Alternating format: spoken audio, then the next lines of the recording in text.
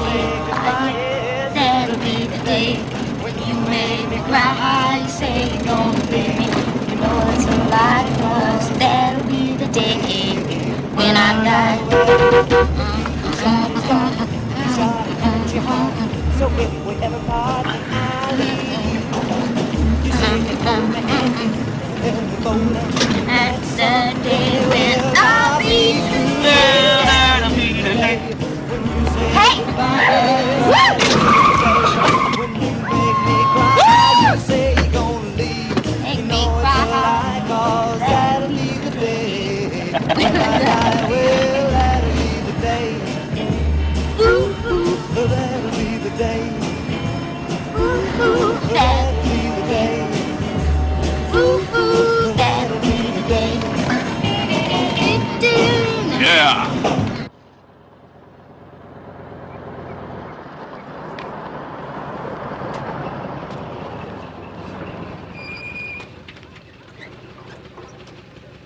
Charlie? Young lady? Hey, Gus. Where you been? Thought you were coming out hunting last week. Got screwed up. I'll do it soon, I promise. Figured I'd come out here getting a little target practice. I'll be my guest. Just don't wake up the corn. Be real quiet. Pretty good. You're getting better.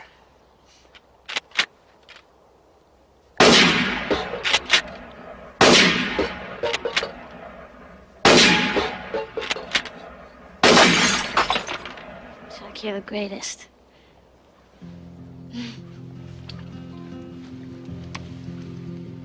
Catch me if you can.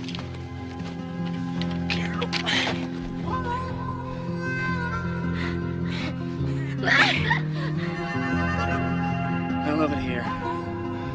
Know what we should do? What? Build a cabin. There's no TV out here. Yeah, and there's nobody telling us what to do. What about money? We couldn't buy anything. I'll get you some money. How, by hauling trash 7 days a week? I ain't gonna be hauling trash no more.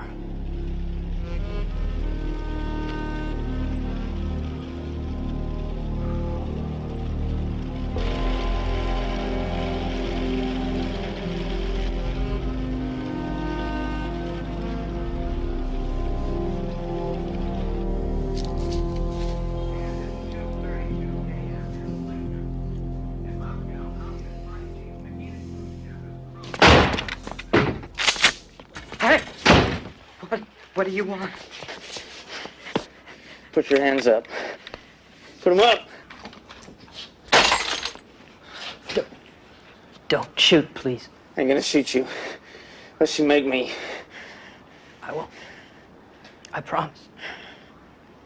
I've got a wife with our first baby on the way. My girl's expecting too. So I need the money.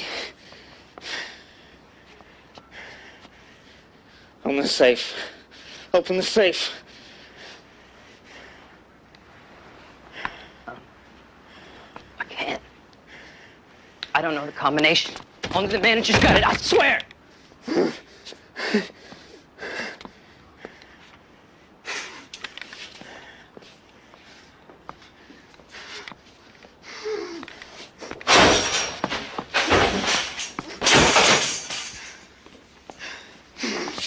Put your hands up! Cash box. Cash box!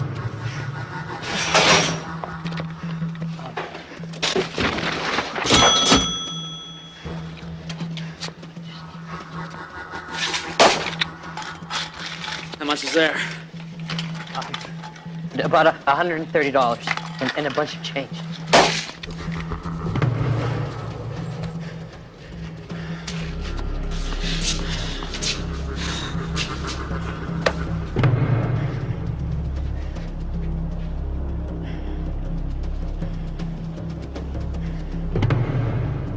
Fruitcake.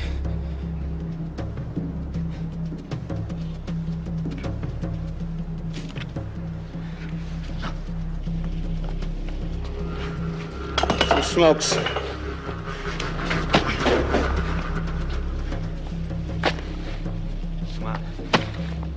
We're going for a ride.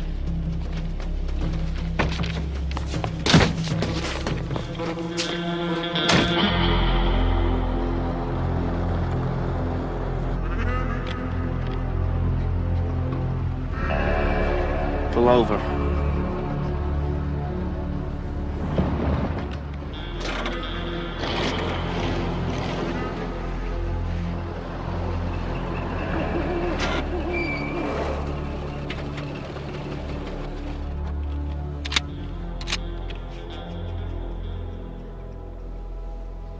No, I am, don't you? No. Don't go lying to me. I hate people lying to me.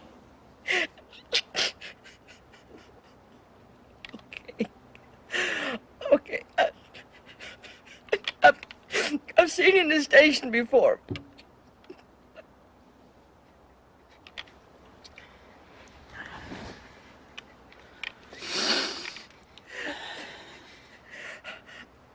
I won't tell anyone, I promise. If I did, you'd always know where to find me. Get out.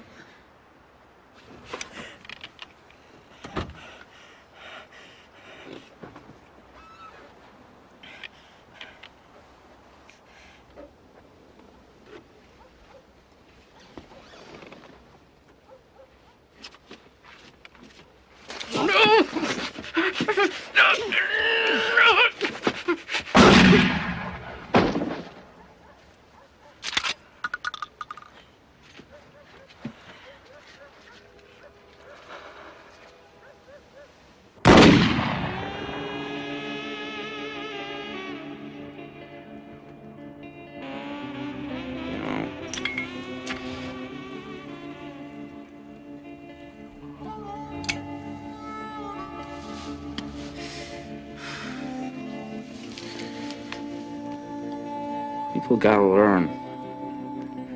Hey, don't get in my way.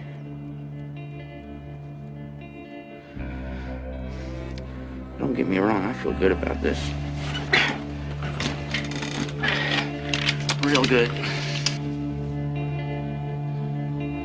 I said I was gonna make my mark. Do something real bad. Watch out, ladies and gentlemen, watch out. Days of Charlie Stark, Weatherby, and everybody's whipping boy are over. As long as I got Carol, these fellas here,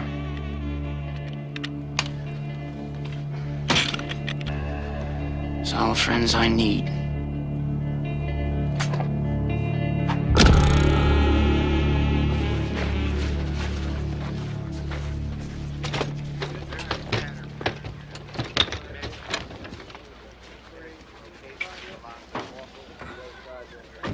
One of my deputies found the gas station unattended, so he radioed in a report. Just for the record, gentlemen, this is the first homicide we've had in the county this entire year. Sorry, fellas, I just need the county attorney for a few minutes. You're taking this new job seriously. Got to, Elmer. Nobody thinks I'm a real reporter anymore, because I work for a television station. Okay, if you can stand right here. All ready? Just give me 1 minute. Any idea who could have done something like this? Well, our guest is a transient, so we'll be checking all the motels and asking people to watch for anyone casually spending money or buying things with loose change.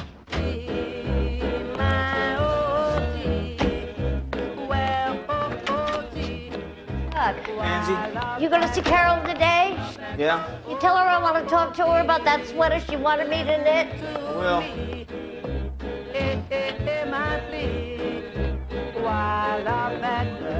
Love that girl. Oh, me, baby, squeeze me. Never let me go. I'm not taking chances because another lover so deep. Yes, I love her.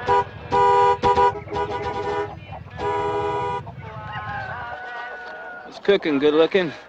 Hey, Chuck. I got a little something for you.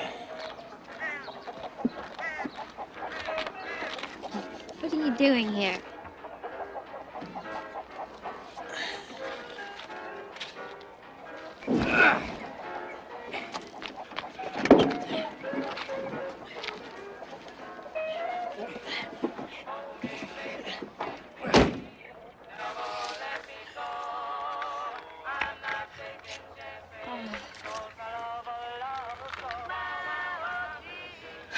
You like it? I love it. It's the prettiest thing I've ever seen. There's room in the back to get our names engraved.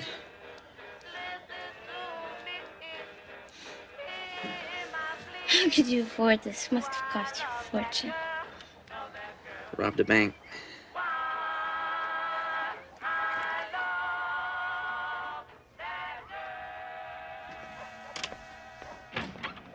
Carol Ann, get in this house this second. I mean it, Carol Ann. Get in here now. Howdy, Mrs. Bartlett. I said now. You shouldn't have come. I'm going to be in big trouble. I'll be at my place around 5.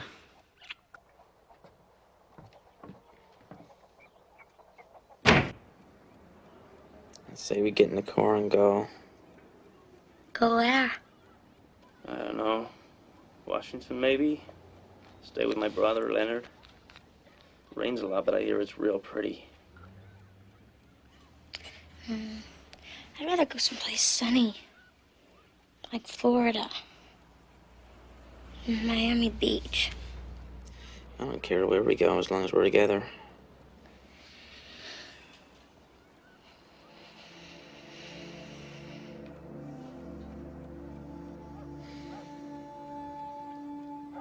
It's good, ain't it?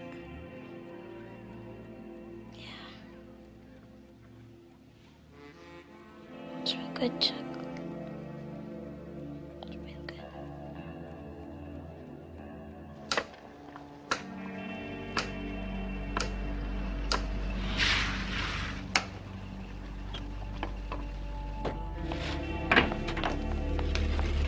Where you been? Out? You should have been home 4 hours ago. I was just out.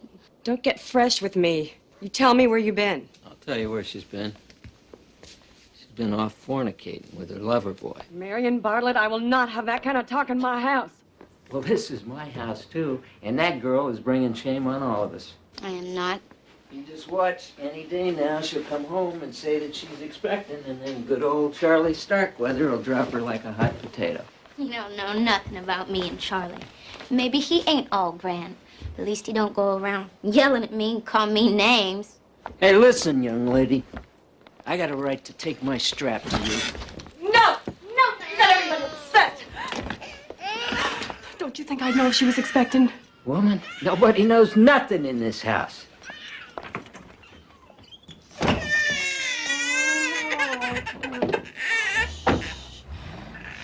Honey.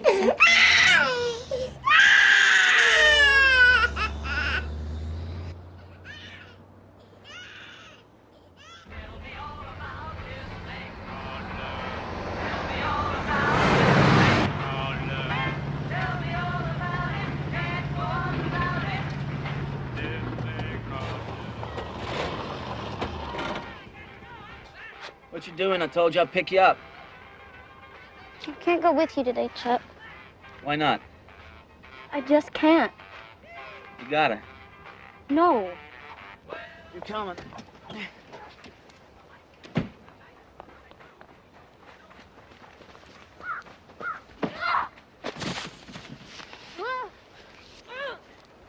me alone. Get off me.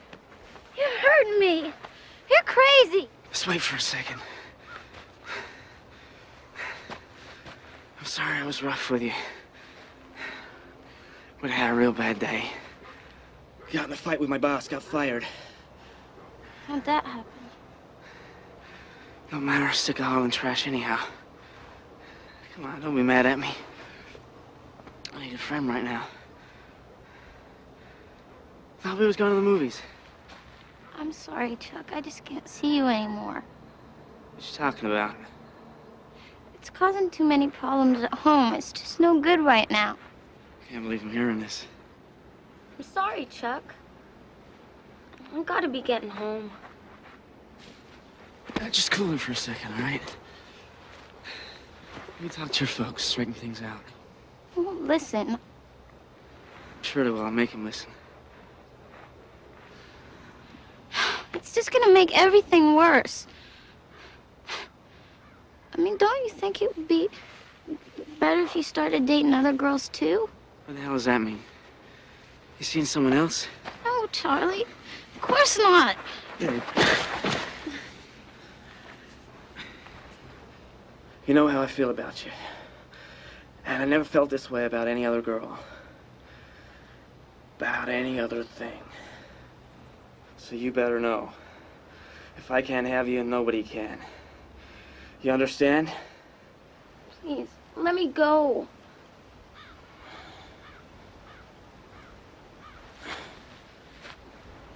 You better understand.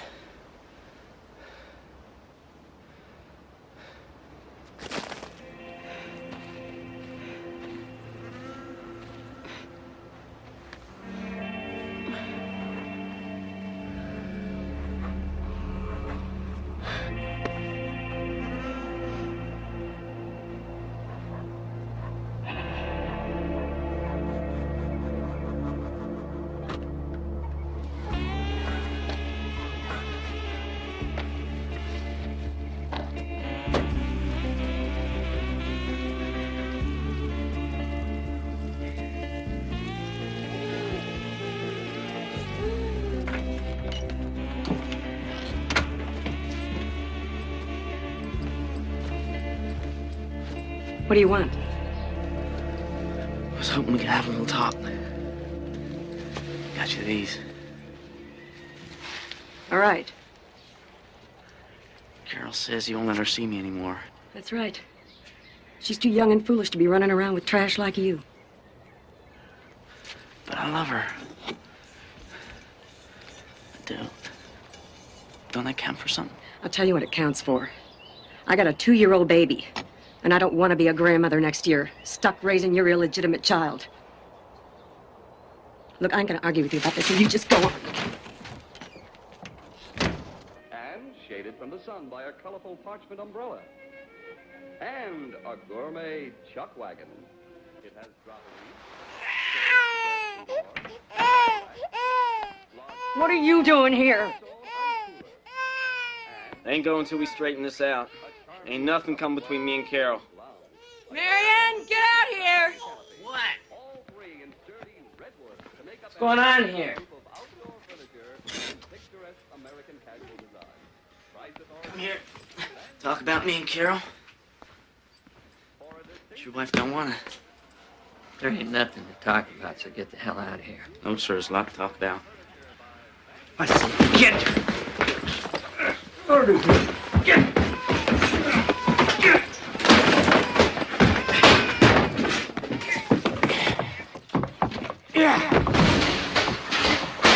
You listen up, Charlie Starkweather, now. Don't you dare even try to see my stepdaughter again.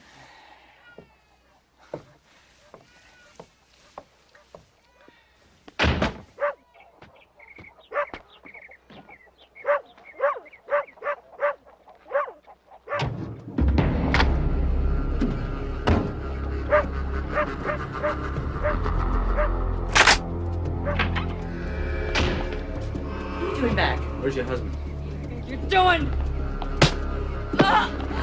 Marianne! My God. Going up for bids right now. You all set? We're going to start with our chance.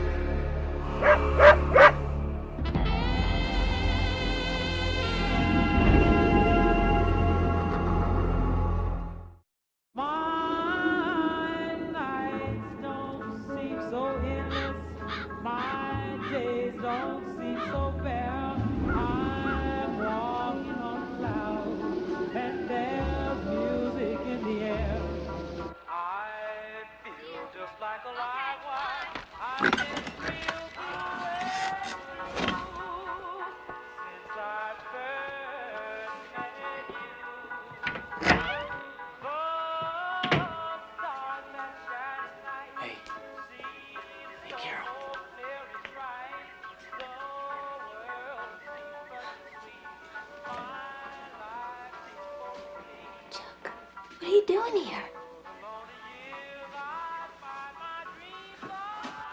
What is going on? Where is everybody? Why are you acting so crazy? Where's my mother?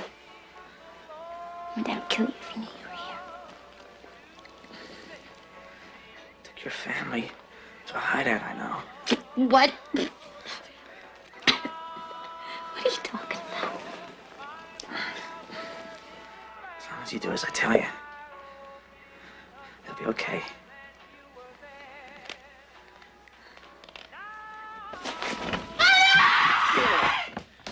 Come here! They're okay, they're okay. They're okay. Where are they? What did you do with them? Stop screaming, stop screaming. Please! Stop screaming. Stop screaming.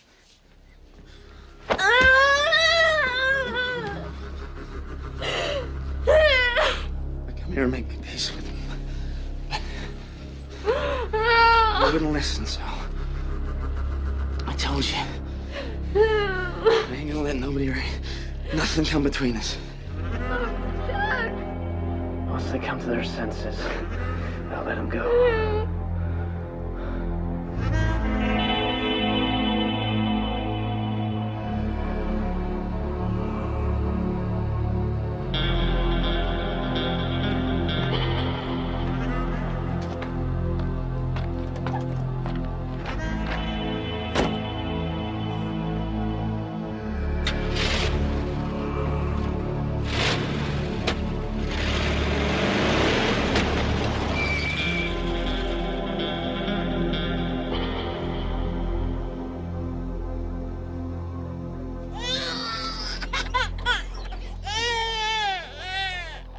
Look, it's gonna be a minute, Barbara. Give her to me. Yeah. Right here. Yeah. You got her? You got her? Sugar. Come on, Okay, sugar. shush, baby. Be right back. Hi, Carol. I thought I'd bring the baby by to see Mother. Can't come in today, Barbara. Everybody's got the flu. Really? Even Mother? Everybody. No, please, you just go home. Well, let me go inside the house for a second. You want your baby to get sick? If you know what's good for you, you'll just go home. Why are you acting like this, Carol? Go on. I mean, I'm just gonna go inside for a second and talk. All right, I'm going.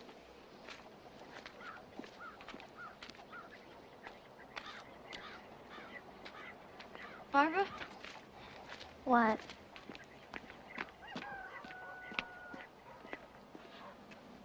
Listen, I'm sorry I was so cranky. If you don't go home, Mother's gonna get hurt real bad. She will. Why? What are you talking about? I can't say right now. Just please go home. You've got to believe me. Please, just go home. Please.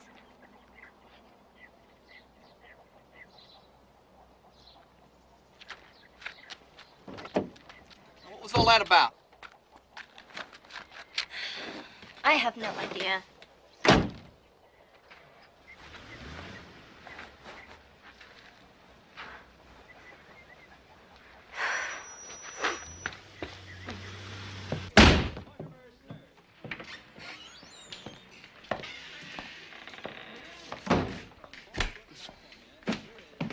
What was that all about?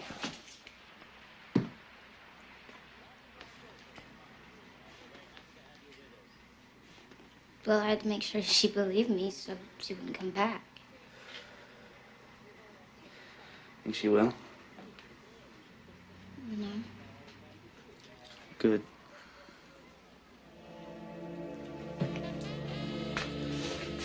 Said I don't want any more interruptions.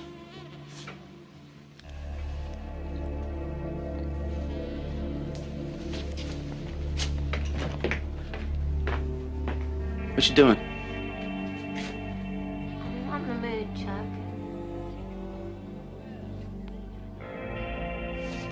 You're mad at me, right? Of course I'm mad at you. This whole thing was crazy. I like it when you're mad at me.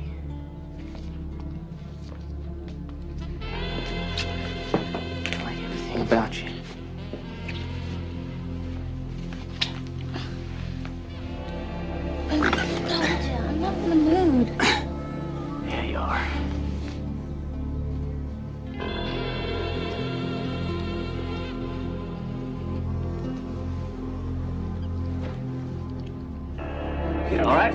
I'll get off out and get my boat.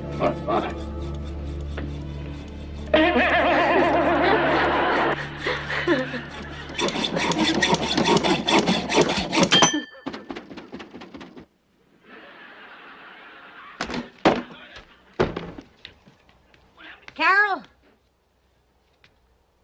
Carol, please, open the door. Yeah, Hauser. I'm taking her to the concert. Get rid of her. And don't open the door, you hear? I know, but it's shrunk, but it's the only one I've got. There's nothing to worry about, Granny. I'm nursing him fine. I'm not worried about germs, child, not at my age. Please, let me in.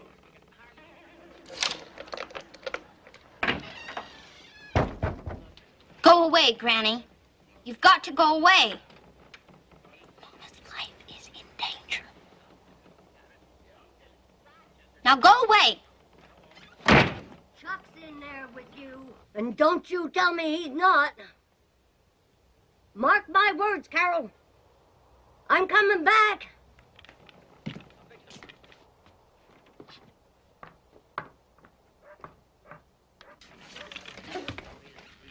I'm going after her. No, you leave her alone.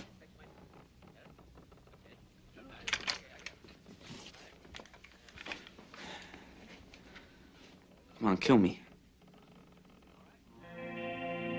Shoot me.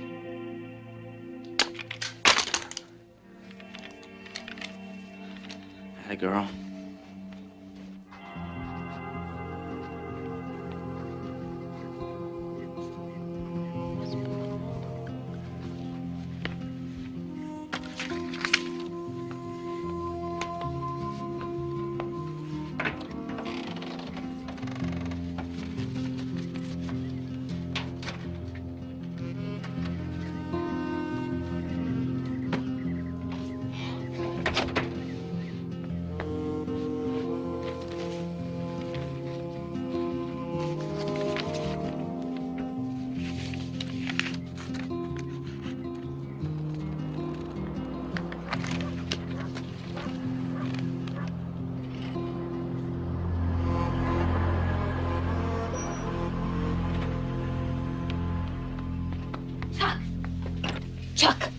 Chuck, wake up. The police are here.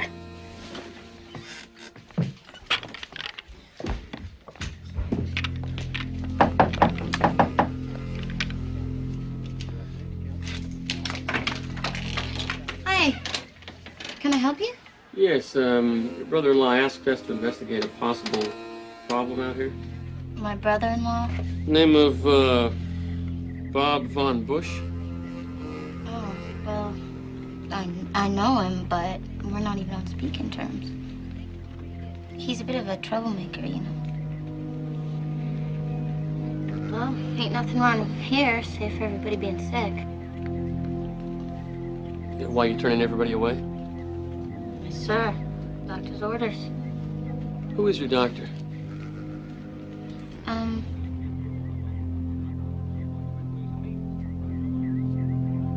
I think his name is Parsons.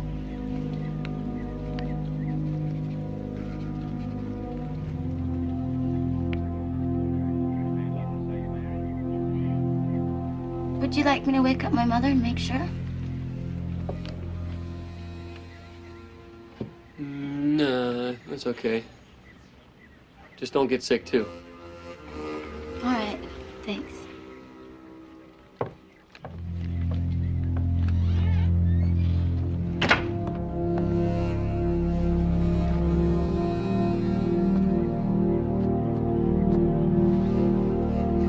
We gotta get out of here.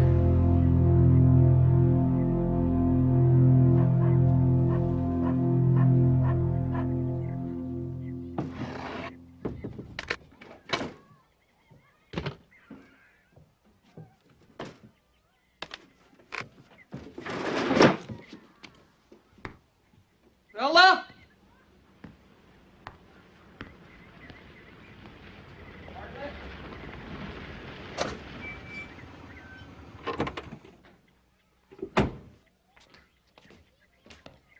Rodney! Hey, Rodney, over here. the matter? You sounded awful worried on the phone. Well, something's not right. Pansy Street was over here with the police, and nobody's seen your brother Charlie or my in-laws in over a week. Now, I don't know what's going on, but we better check it out ourselves. Come on in, the front door's locked.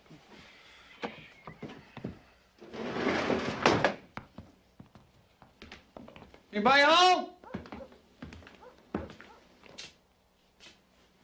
How come the cops didn't see this?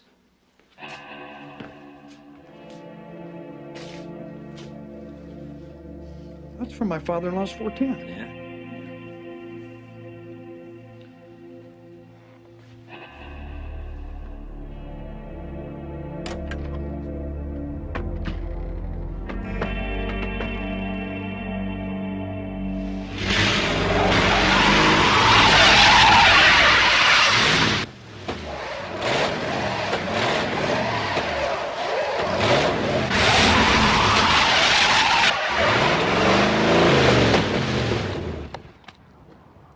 It's no use, Chuck.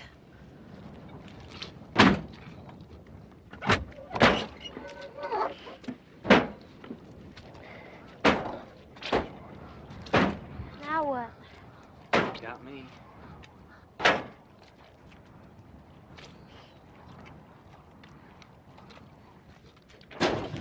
Oh, Gus's place is nearby.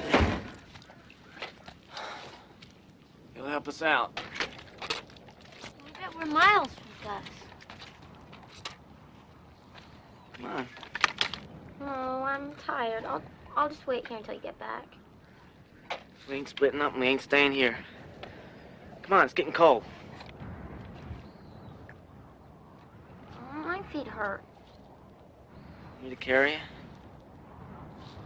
Would you? Sure. We get to old Gus's place. See if we can use that grubby old tub of his. Wonder if he has hot water all the way out there. Who's there? You better speak up. It's me, Gus. Charlie Starkweather. Charlie, what the heck you doing out here this time of day? Car got stuck on the fire road. By the old schoolhouse. Hi. Remember Carol? Of course I do. Still don't know what such a pretty girl's doing with an ox like you. Gonna need the horses. Pull the car out. You know where they are. Why in the world were you driving that muddy road? You got stuck down there once before, didn't you? Ain't out here for no lecture, Gus. You gotta help wean him off them stupid pills. Next he'll be trying to drive across Pawnee Lake.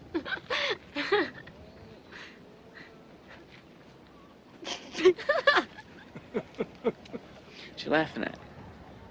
Nothing. Nothing, Charlie.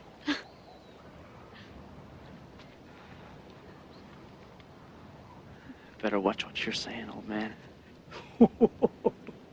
Tell you what, Charlie, when the good Lord handed out brains, you must have been in the party.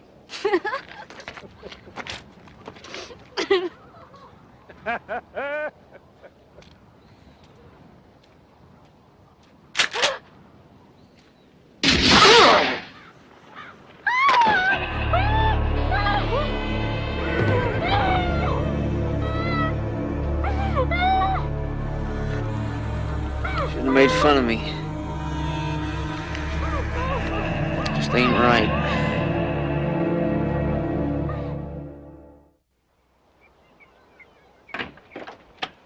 Come here, Rodney, look at this.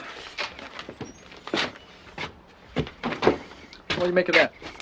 Stay away, everybody's sick with the flu. Miss Bartlett. Who's Miss Bartlett?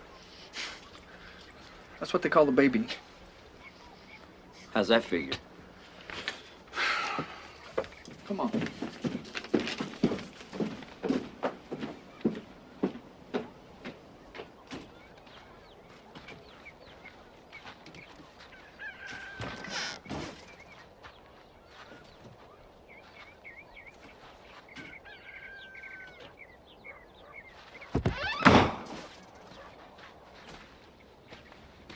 Can't believe the police didn't even look back here. Let's check the sheds.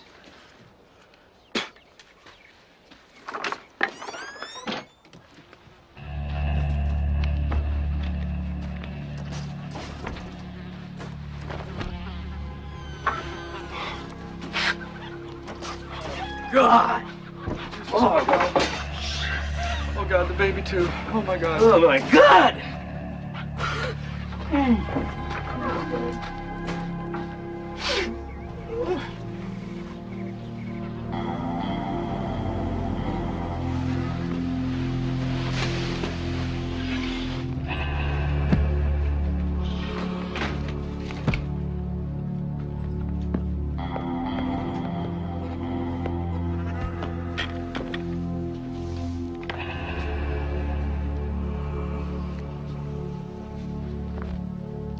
I thought you said old Gus was gonna help us. Now what are we gonna do? We're gonna help herself. Nice hat. Why don't you run a tub? Take a bath. Loosen up. You expect me to take a bath with a dead man lying on the floor? At least you ain't gonna worry about him peeking in on you. I ain't taking no bath. Hallelujah.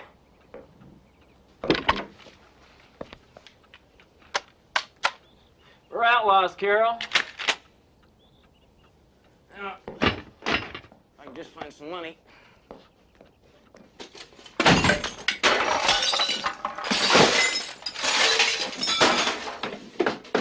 Okay, fresh silk. Bingo.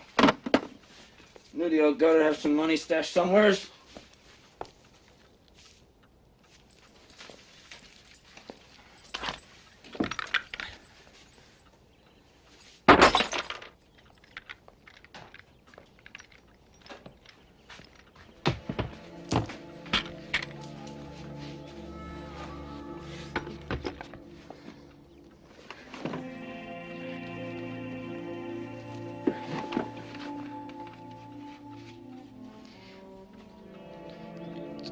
Chuck, why don't you go on ahead now on your own and I'll just stay here? What you talking about? I don't like any of this. Sure you do. No, I don't. I want to go home. We're in this together, Carol. To the end. No matter what happens, you'll always be my girl. Promise me that much. Won't you? Yes. United we stand, divided we fall. This is better than a Saturday matinee. I don't know. I guess once I got over the initial shock, first thing went through my mind was, how could Little Red have done such a thing? When you say Little Red, you're referring to your brother, Charles Starkweather? Yes, ma'am. He was a dead shot, and he knew more about firearms than anybody. It hurts me to say, but I'm pretty sure my little brother was behind all this. I'll take it. Hey, got an update, Elmer? How many bodies you find in there, Elmer? Come on, Elmer, what story? The coroner's preliminary report indicates parents died of small caliber wounds to the body. The little girl from a skull fracture. The time of death has not been determined, but we can safely say it was at least several days ago. Have there been any arrests? No, but we are seeking for questioning Carol Ann Fugate, Mrs. Bartlett's 14-year-old daughter from a previous marriage, and her boyfriend, Charles Starkweather. Are they your prime suspects?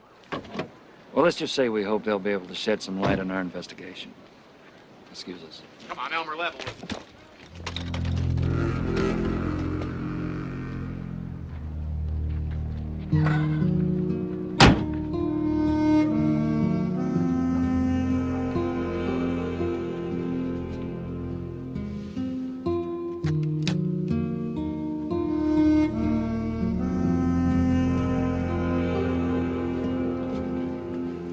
Grandmother's ready. Betty and me. That's what I always called her. We were very close. Very. In between divorcing Carol's father and getting married again, we lived in the same building. We used to have breakfast together every morning, and then we'd visit back and forth.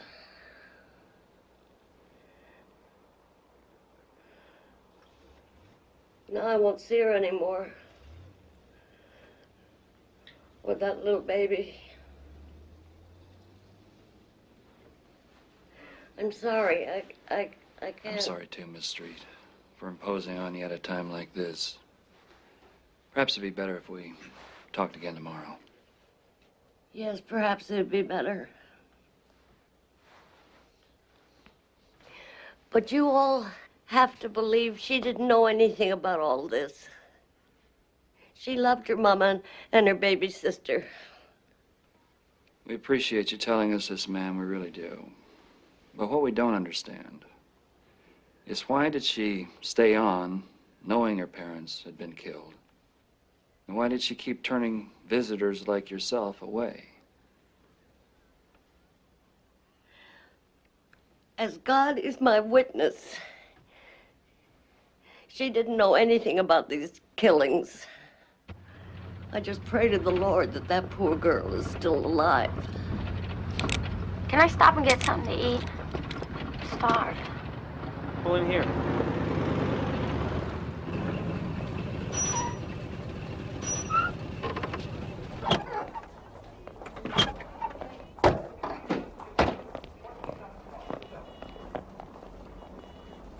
Look at this.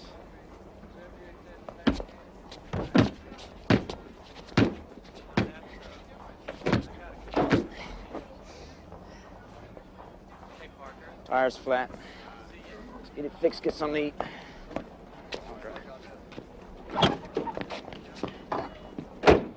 Need anything else, Dad? Any chance you could swing by American Legion, pick up some membership cards? Sure. Since you'll be working late, I can drop them back. No, just bring them home. Say hi to Carol for me. I will.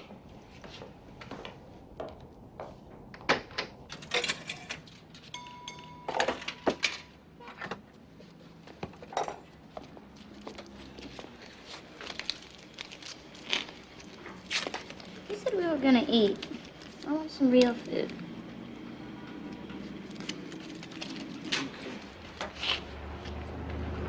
There's a diner next door. We'll order some cheeseburgers and fries to go. I'll be over in a minute.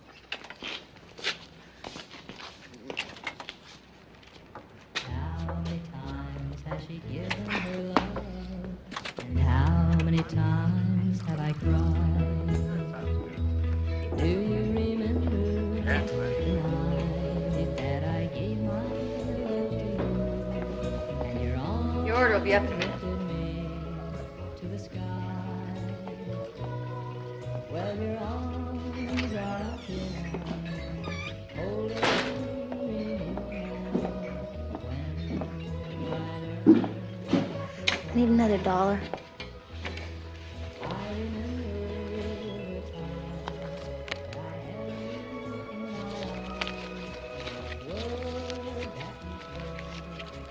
Let's get back to old Gus's place. Spend the night there. I don't want to. The place gives me the creeps. I'm tired. I ain't gonna freeze my butt off sleeping in the car. That'll be, $2.35.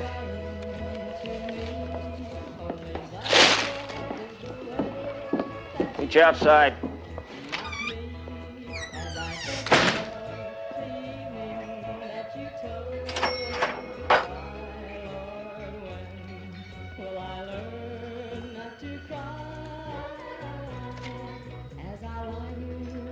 Hammy, thank you.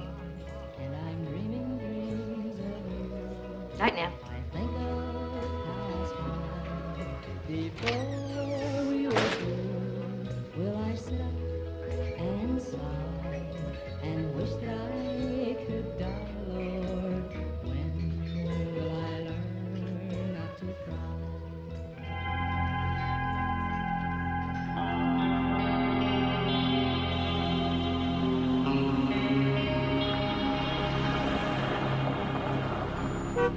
Bob's here. He can wait a minute. Oh, no, you go on. I can finish up. Oh. It's a school night now, so don't be late. Don't worry. I'll be home early.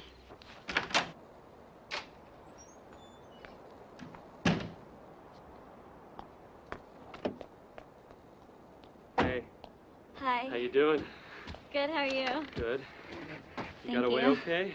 Yeah, Great. You look really nice. thank you.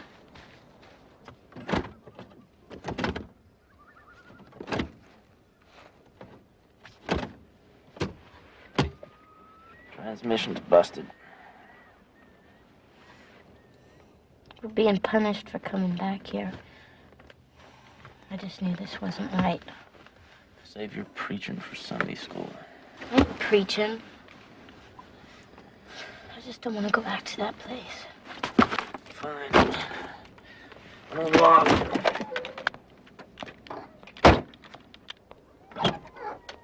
Where to?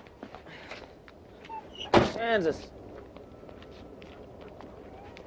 Kansas. You're going to Kansas, Chuck. You're walking by yourself. Might be I'm going straight to hell and you're coming with me.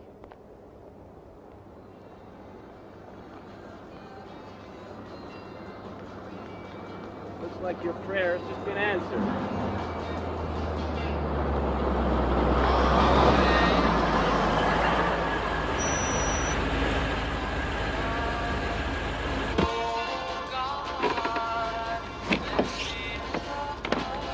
You need some help? Yeah, could use a ride into town. Transmission's broke. Hey, hop in. Why don't I put those in the trunk? Ain't loaded. You sure? Absolutely positive. Okay. Hi. Hi.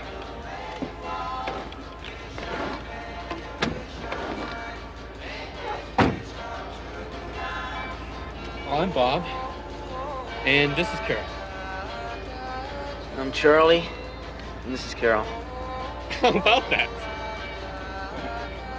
Yeah, she spells it funny. With an I. It sure is lucky we happened by this way. Say that again.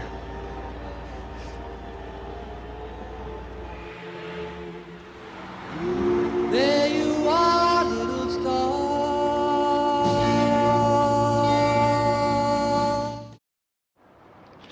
My wife and the girl's mother, they're nervous wrecks. It's not like my son to stay out this late, especially on school night.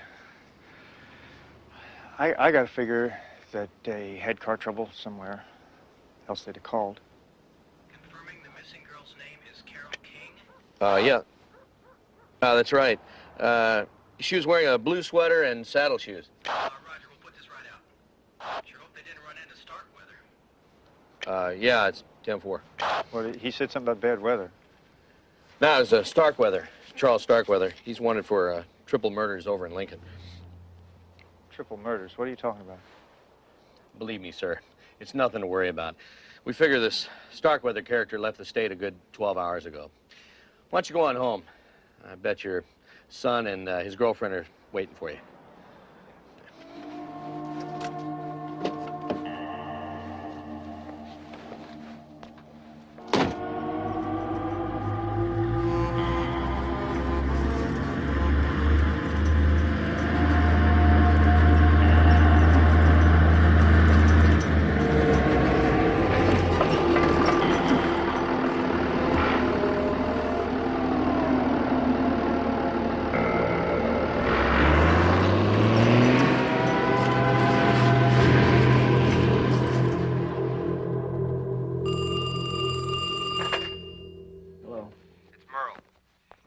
Charlie Starkweather's car. Where? Outside Bennett. We got a farmhouse surrounded where we think he's hiding. We're just waiting for some tear gas. All right, I'm on my way.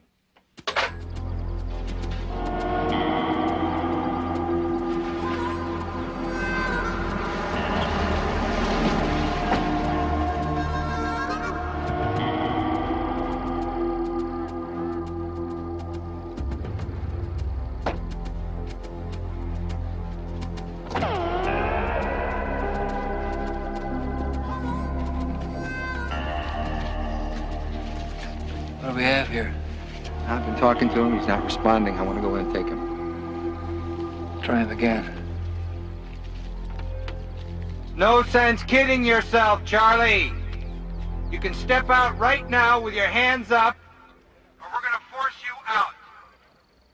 You got 1 minute to make up your mind. Not a second longer.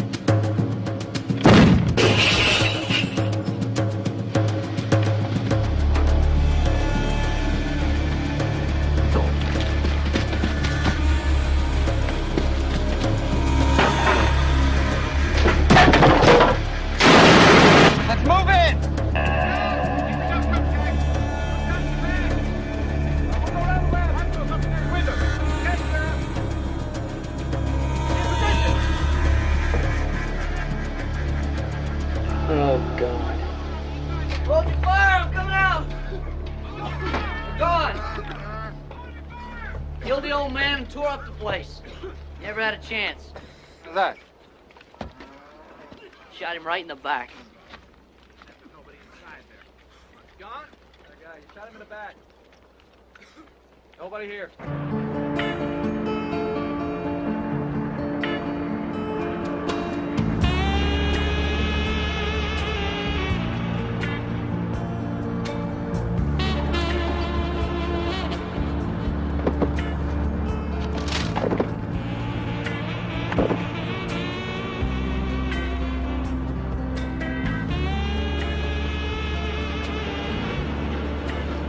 Glad I got rid of those books. They're bad luck.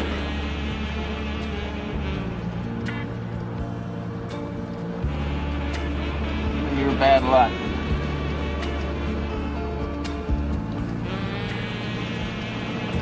I'll tell you what's bad luck. I'm stuck with this old hog. Where are we going? I don't know.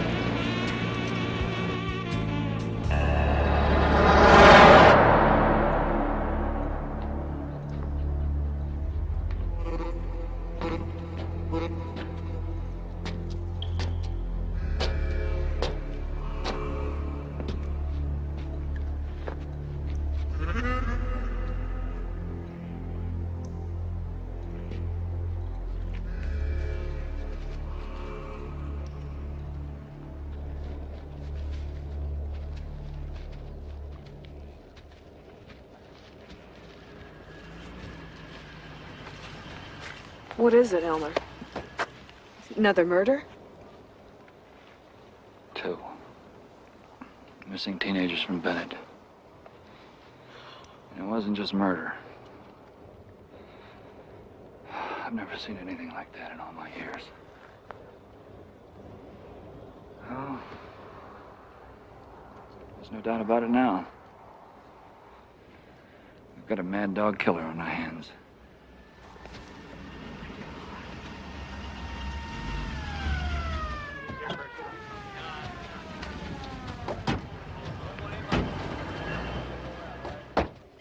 Need my glasses.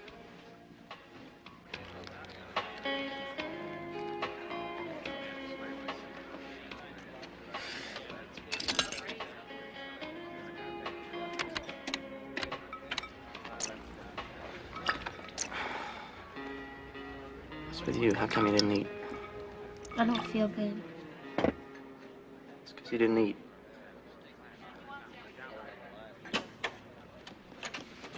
I have to go to the bathroom.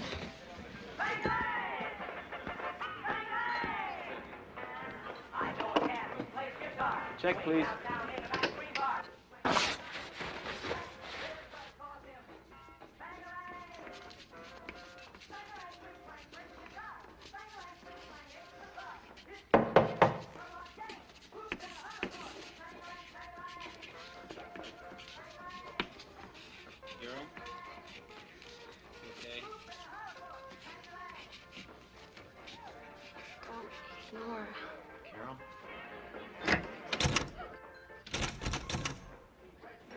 time. We gotta get going.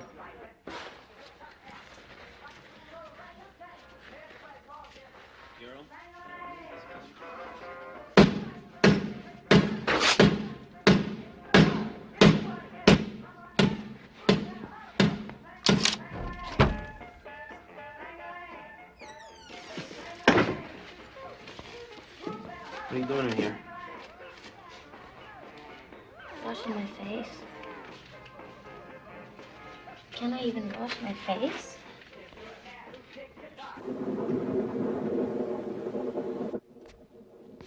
You know how we heard about it? It was a news bulletin on the radio. My God. You'd think somebody would have the decency to tell us first. I agree with you, Mr. Jensen. It was awful and inexcusable. And one of the reasons I'm here is to personally offer my apologies. For a parent to have to hear something like this out of the blue. Believe me, the last thing I want to do is make excuses. But nobody, not my people, the police, the press, nobody was thinking straight on this. Everyone was in such a state of shock and panic. Why would anybody want to hurt Carol and Bob? They were such good kids. As a parent myself, I can't even imagine the loss you're feeling right now. But as your county prosecutor, Mrs. King, I swear to you that I will spend every minute of every day to make sure these killers are captured, convicted, and punished without mercy. You have my solemn word on this.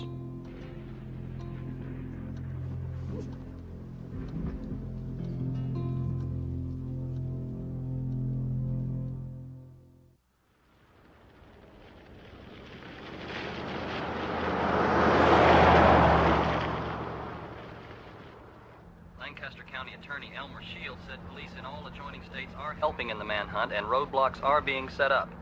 The first-degree murder charges were filed late Tuesday night. Mr. Shields said one of the victims, a 16-year-old girl, had been subjected to an unnatural sex attack, leading to speculation that Starkweather may now... What are you listening to? He's presumed Basketball to be scores. in the Lincoln area.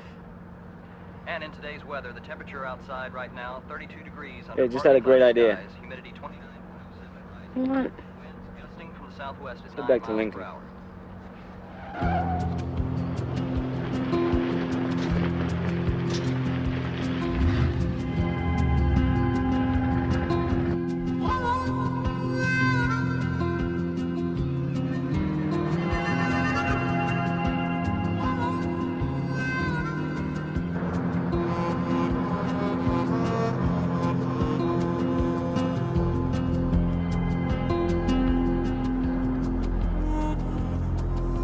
This is a part of town you never saw. My old garbage route.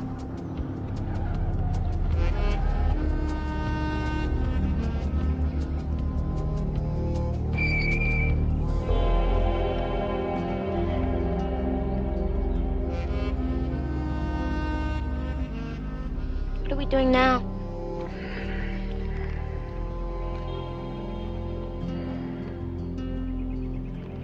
We're gonna sack out.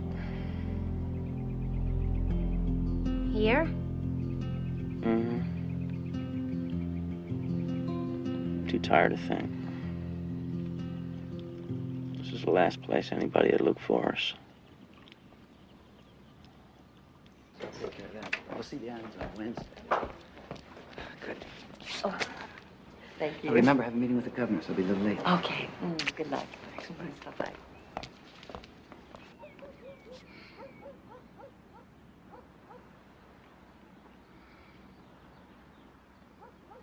I used to haul this guy's trash every Thursday. Bet he makes more in a day than my old man makes in a year. He's heading for the garage.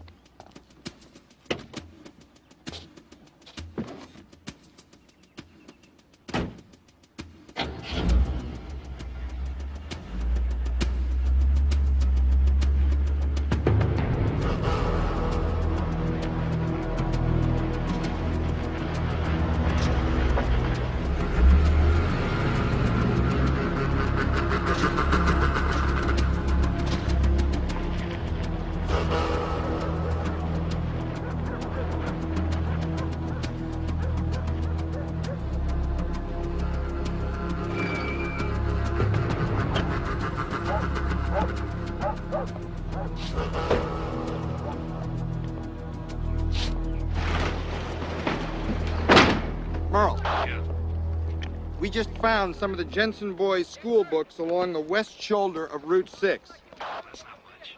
No, it's not much, but at least we've got a trail.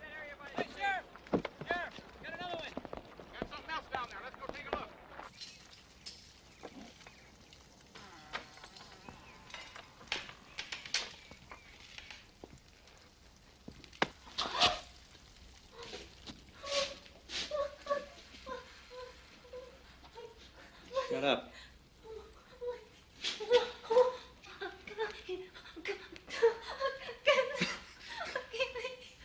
What are you, deaf or something?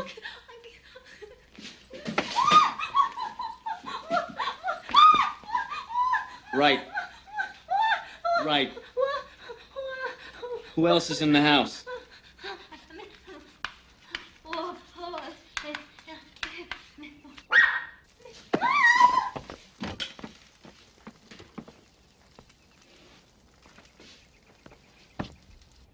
All right. Bye-bye. What's the matter, Susie?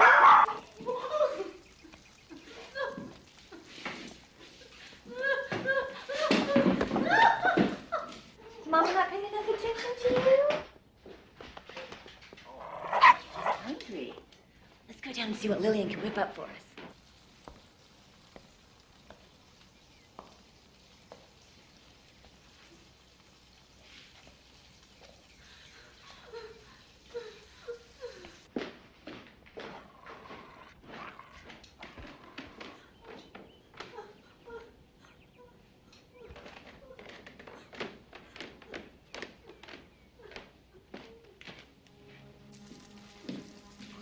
What's the matter, Lillian? Are you sick?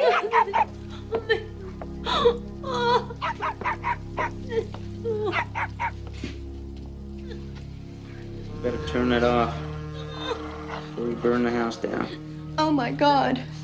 Do it. Get rid of that dog.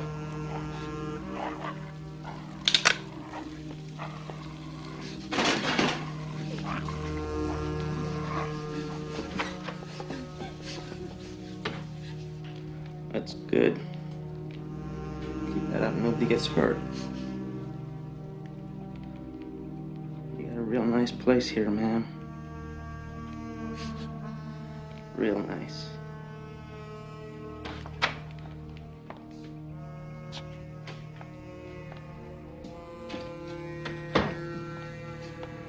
This here is my girlfriend, Carol. Nice to meet you, Carol.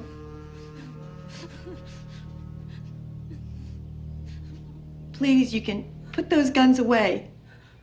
You can trust us. We'll do anything you say.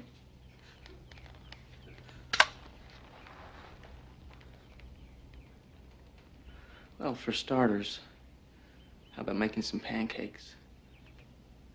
Carol, take the maid and lock her up somewheres. She's deaf, so write her a note.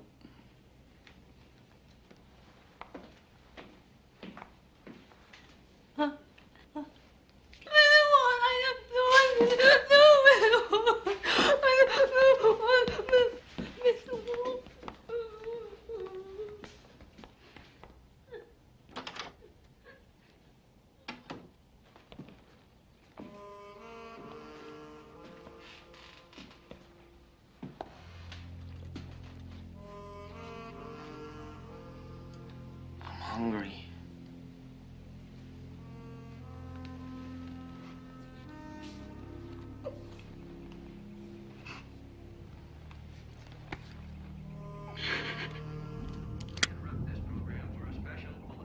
With the death toll now at 6, screen killers Charles Starkweather and Carol Ann Fugate are still at large.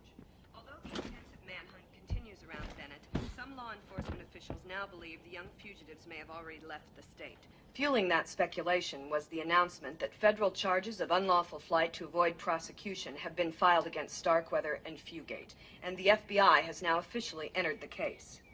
In addition, FBI Director J. Edgar Hoover has urged a nationwide crackdown to halt the rise of juvenile crime, blaming the Starkweather incident on, quote, muddled sentimentalists and confused psychiatrists, end quote. This has been a special bulletin. We now return to our regularly scheduled program. Turn it off.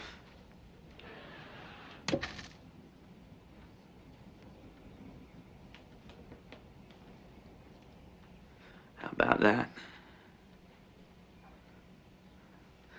FBI's after me.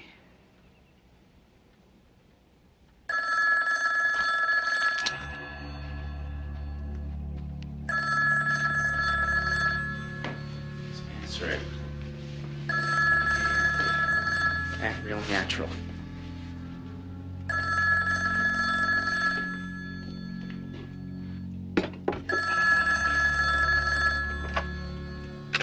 Hello? Clara, it's Margaret. Oh, hi. Can I call you back later? I was just running out the door. Well, I've gotten us a guest speaker. Very good. You will call me. I promise.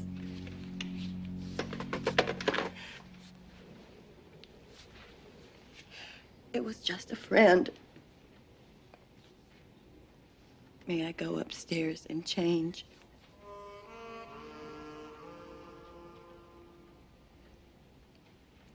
Please. Sure. But no funny business.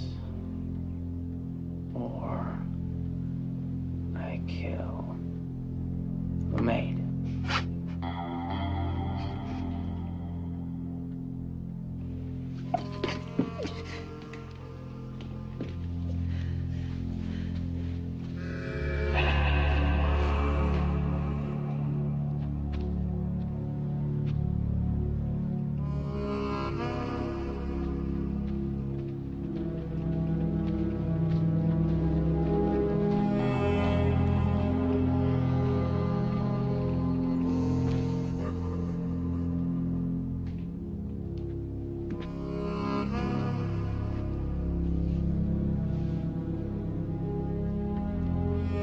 Carol?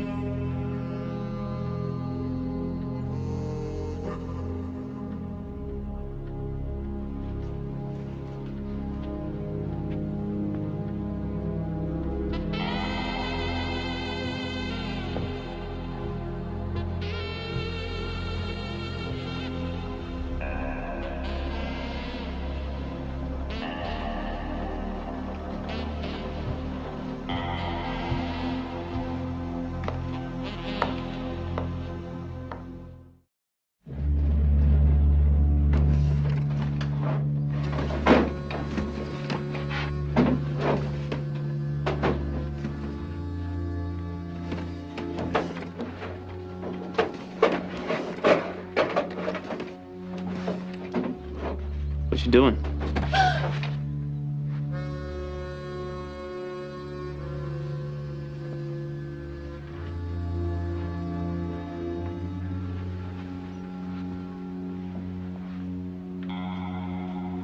Come on, I ain't gonna hurt you.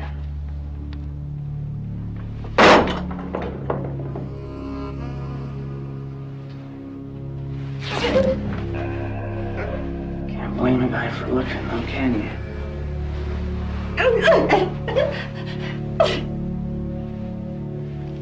She's such a classy lady.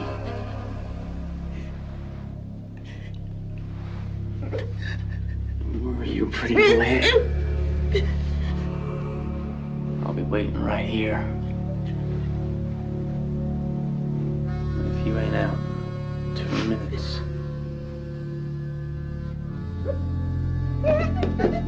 I'll be coming in for you.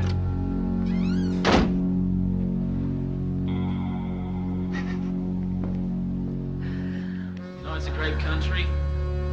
A couple of weeks ago, I was hauling your trash.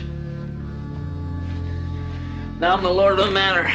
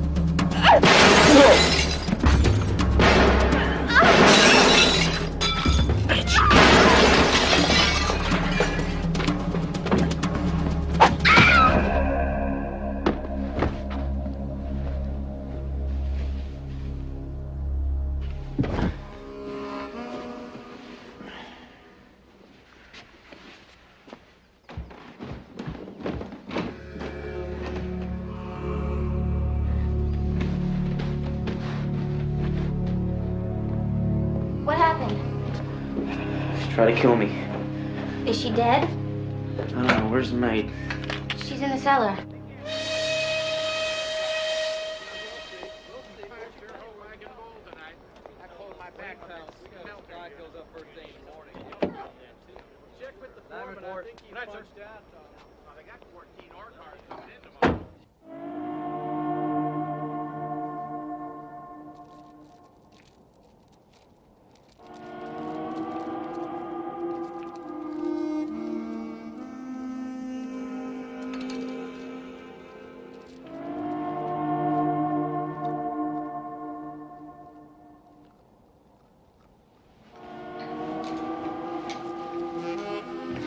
Abracadabra.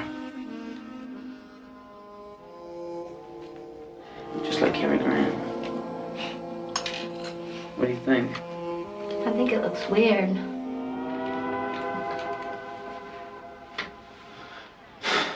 It's the best it could.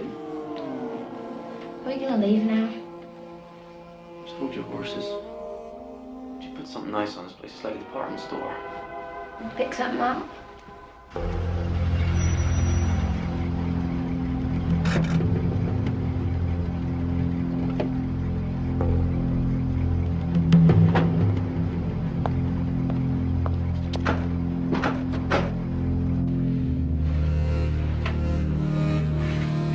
Good. Perfume, too.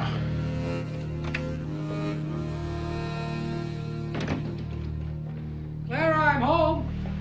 Someone's here. I'll be right down, honey.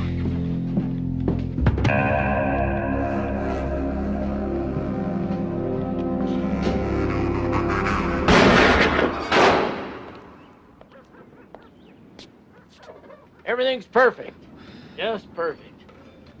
Beautiful car you got here, son. Beautiful car. Your granddaddy's. What's the damage? $1.50. You figure on meeting some bandits up the road? Never know. Where y'all headed? Guess it don't matter, does it?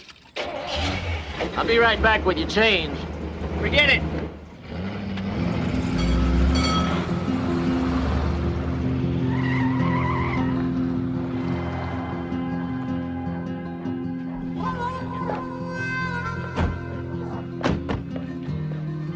Stay back there.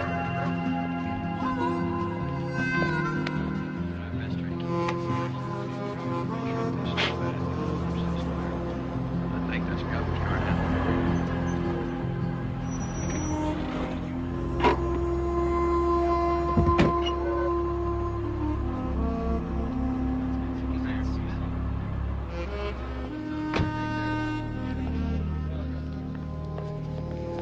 Governor?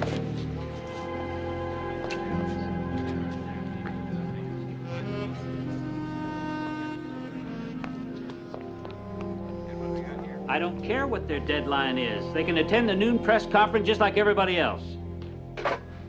Somebody from Huntley Brinkley has to talk to me. It's their lead story tonight. What the hell am I going to tell them? Yes, the local police have totally lost control. Now, Governor, with all due respect, I don't think that's an accurate assessment of the situation. Elmer, this is a nightmare. Enough is enough. Once the word of these killings gets out, lid's gonna blow off this community. If you override the authority of the local police and sheriff, you will have anarchy on your hands. Hell, we just heard a story about a young man over at the university somebody thought was Starkweather, and if it wasn't for quick police action, the mob might have killed him. Elmer, Laura Ward was a friend of mine. Everybody knows that. If one of the most prominent couples in Lincoln can get murdered right in their own home, nobody's safe. But, sir, bringing in the National Guard is not going to contain the panic. Hell, half this town is already armed and trigger-happy. They're ready to kill each other. I understand your position, Elmer. I do. But Starkweather's like a natural disaster. Like a killer tornado that swept across the plains and destroyed everything in its path. Right now, the people want reassurance. But by God, that's what we're going to give them. Everybody, please stay inside. Keep all your doors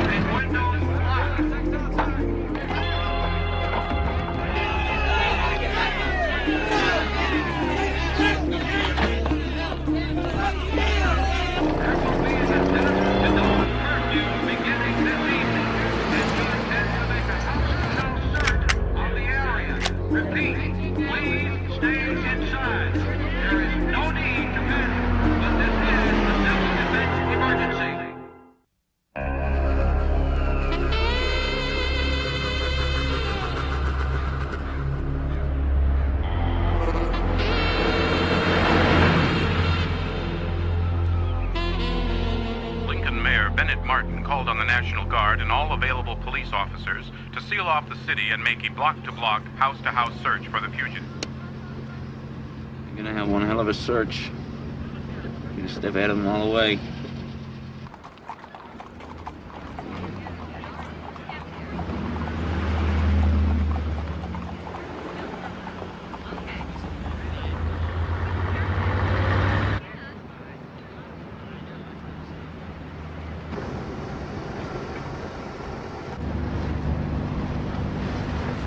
Truck's behind you. Get down. Reggie, this is Chief Ainsley. I need an ID on that Nebraska car they're looking for.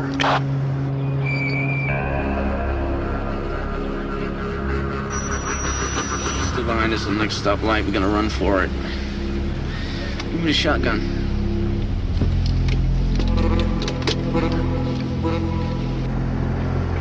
It's a dark blue 1950 Ford sedan, Nebraska license number 836392. What's the fugitive's hair color? Bright red.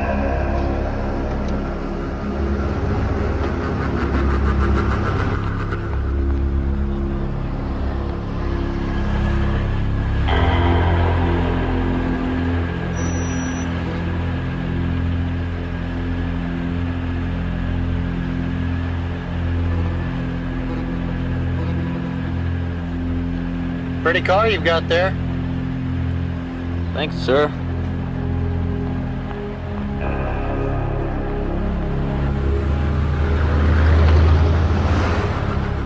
That was close.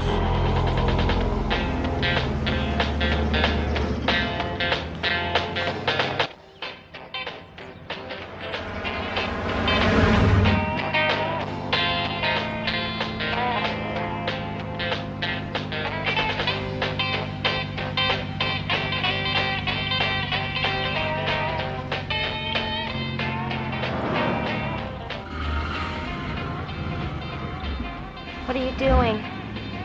Gonna get us a new car.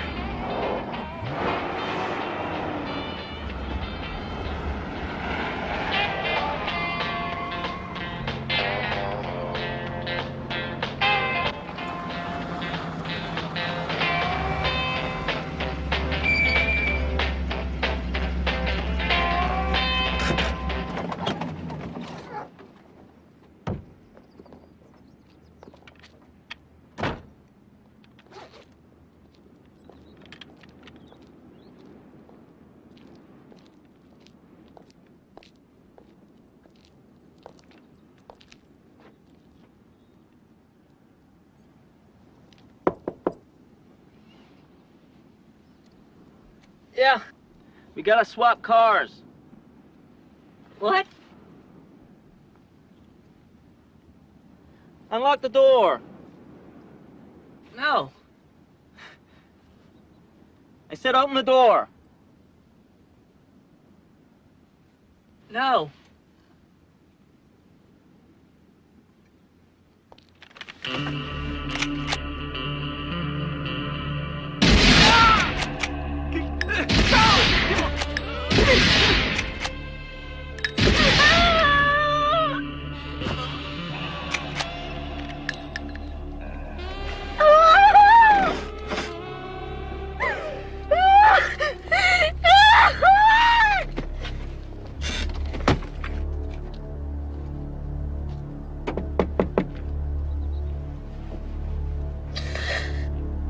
Get out.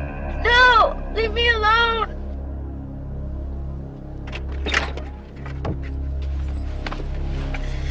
We're taking the Buick. I don't want to go! Get out. Come on. I don't want to go! No! I can't! No! No! No, I don't want to go! No!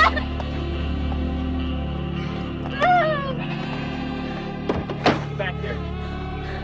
Get back here.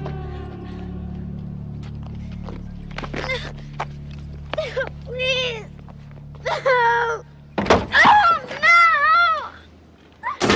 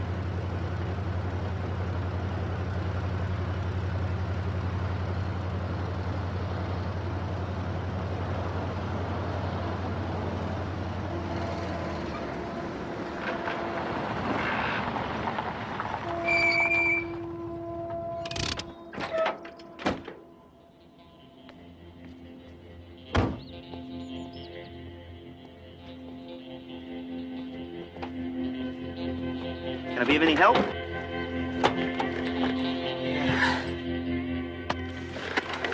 Help me with a break or I'll kill you.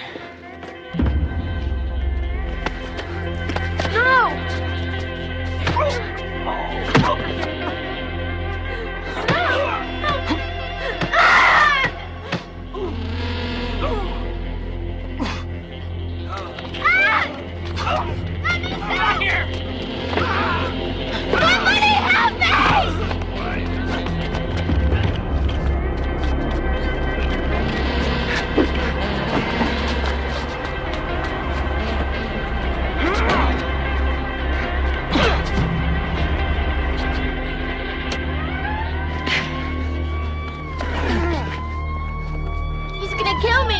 He's crazy! He just killed a man! I saw him kill all of them! All the people in Nebraska! I was there! Now, who killed a man? Charlie! Charlie Starkweather!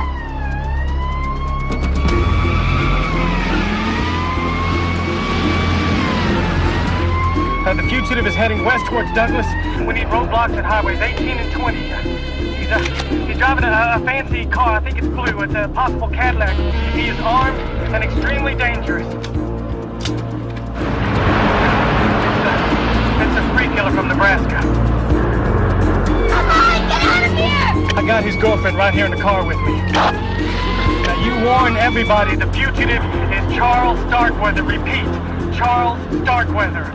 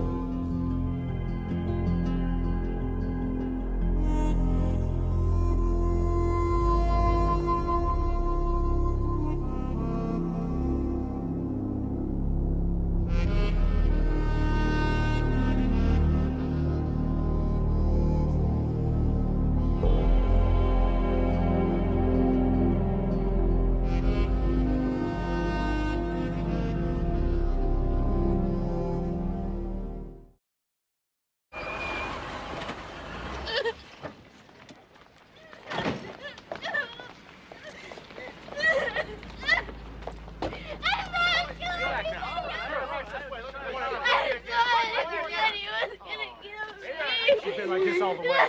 It's okay, Joe. It's all over. You're safe now.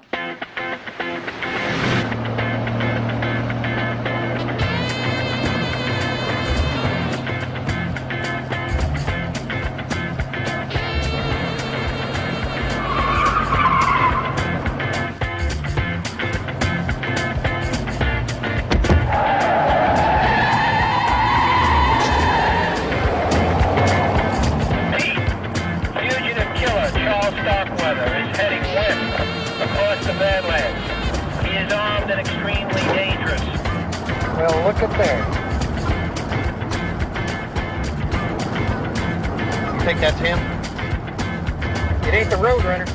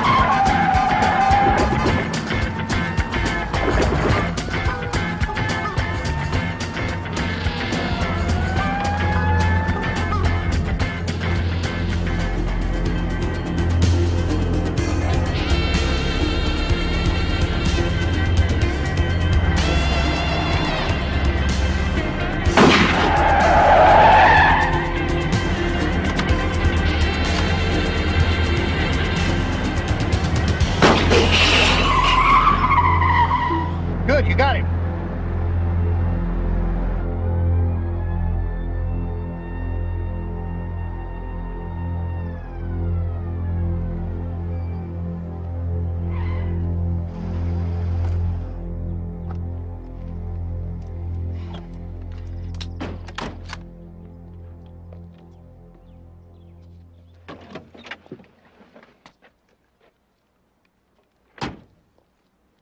Right there. I said hold it and put your hands up.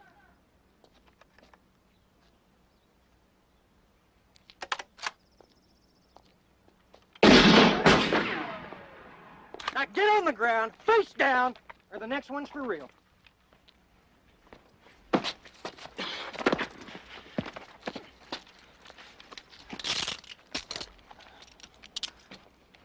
Turn him over.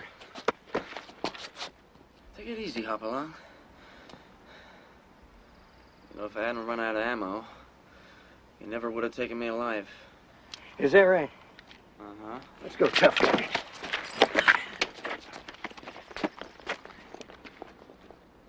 Now, please, Carol, you have to take off those dirty clothes and take a bath. I don't want to take no bath. I want my mother. Where's my mother? Your mother and stepdad and stepsister were killed. No, they weren't. Yes, by Charlie Starkweather. He never laid a finger on him. Yes, he He did. was keeping him hostage. Where's my mother? I want my mother. I want to see her. You call her and you tell her to come and you tell her to bring Betty Jean too. Thank God you're here. I mean, she's so upset. Now, please, young lady, just try to calm down. Nobody's going to hurt you. I just need to do a routine examination to make sure that you're okay and everything's all right. I don't want anybody touching me. I want my mother. Will you just leave me alone? I want my mother. I want my mother. We're gonna have to sedate her. Okay, okay. Hold her down, boys. Hold her tight. No! Please, no! Please! No! I'm sorry I hurt you, Mom, because I know you try to raise me up right. But I'm not sorry for what I did, because for the first time, me and Carol had a lot of fun.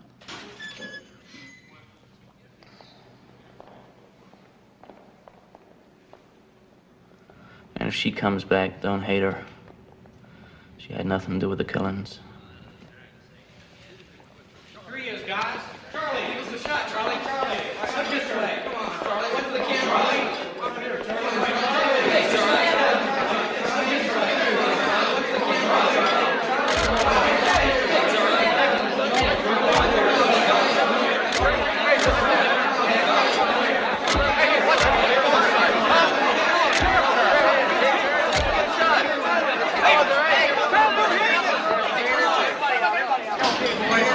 Shot me later. You need to respect Mr. Starkweather's privacy. He's had himself a trying day. Ain't some monkey in the zoo here. You're a big celebrity, boy. I've been getting phone calls from all over the world. Is that right? You gonna take me to see Carol? This ain't a motel, Charlie. You got some important visitors from back home. Bring them along. We also found a couple interesting things in the Packard. In the girl's jacket, there was some newspaper clippings about the crimes and a note asking the police to help. Just make sure everything gets sent back to Lincoln. Yes, sir.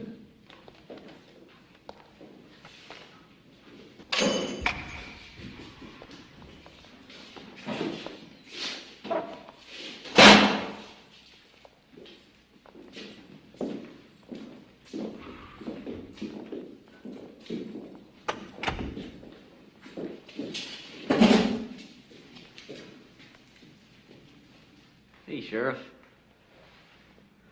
How's my old buddy Dennis? Good, Charlie. He's doing good.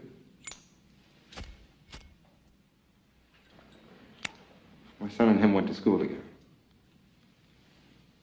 Charlie, I'd like you to meet our county attorney, Mr. Elmer Shield. Pleasure to meet you, Mr. Shield. If I were you, son, I'd reserve judgment on that. You see, I'm here to make sure you pay for these killings in the electric chair. I know. But I won't hold it against you.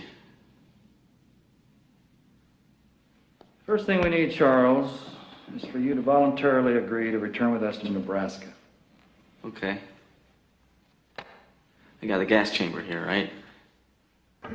Right. Never much liked the smell of gas. Why did you kill all these innocent people, Charles? Because I always wanted to be a criminal. But not this big. You think that's funny?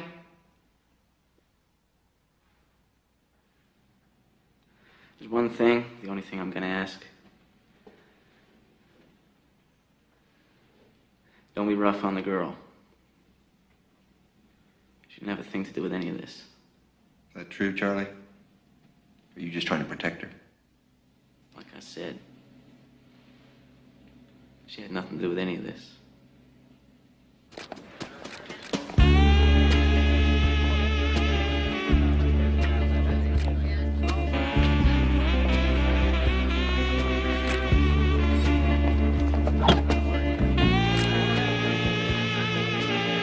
Girl in the other car.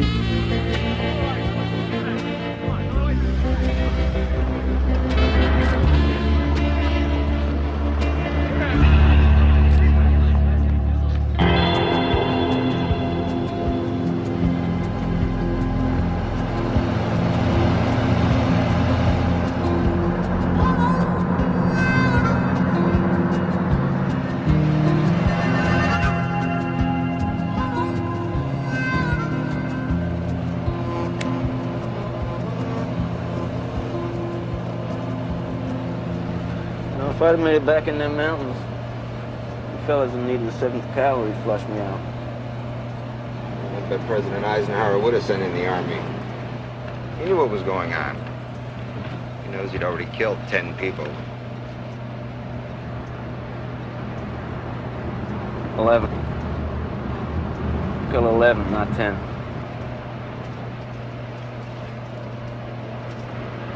Is there somebody we don't know about? Know about him, just ain't figured it out.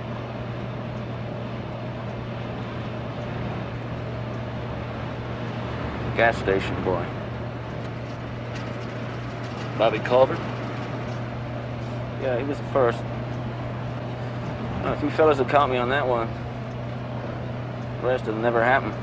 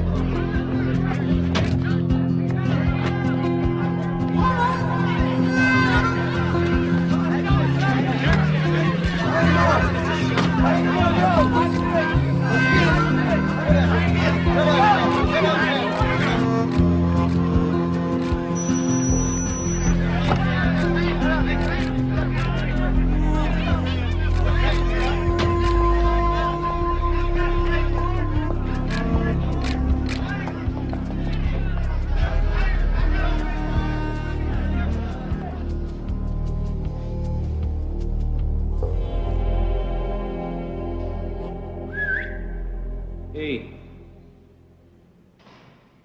Hey, Carol.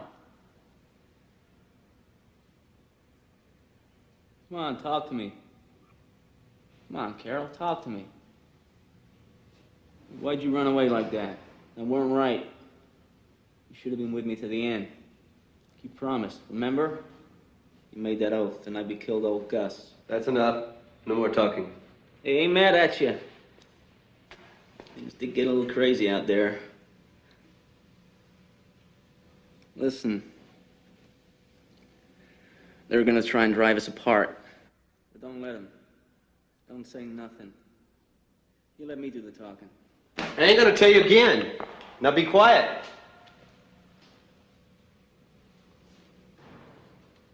Just want to talk to her. She don't want to talk to you. Now go to sleep.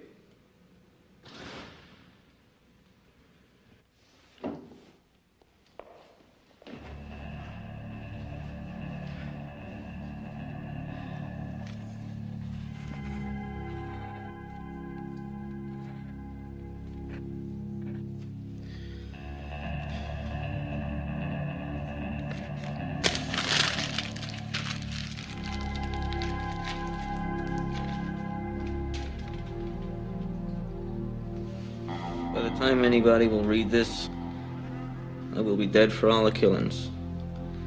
And they cannot give Carol a chair. From Lincoln, Nebraska, they got us. January 29, 1958. 1958 killed 11 persons. Charles killed 9, all men. Carol killed 2, all girls. Charles Starkweather and Carol Fugate.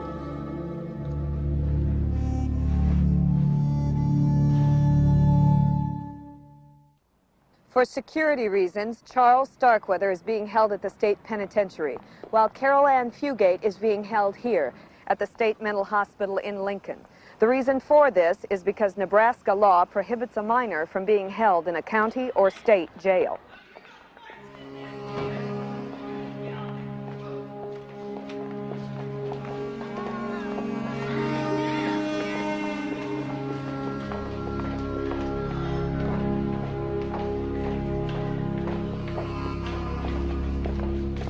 Carol, when you were inside the ward house, did you ever have a loaded firearm in your hand?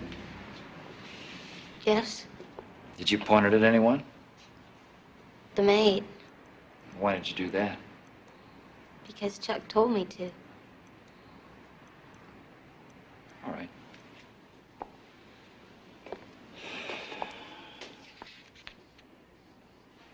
Now, Carol, let's talk for a minute about the killings of the 2 teenagers. Starting right after they offered you a ride.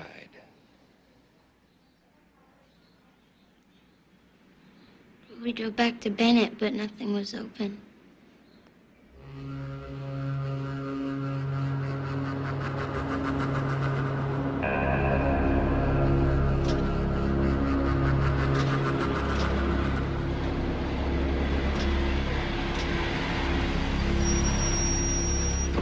So where's the phone? It closed up early. That means they locked the phone up too. You got any suggestions? Yeah. Let's head back towards Lincoln.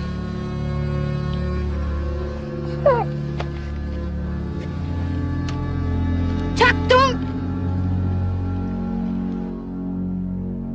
And then Charlie had another idea. So we went back to the old storm cellar.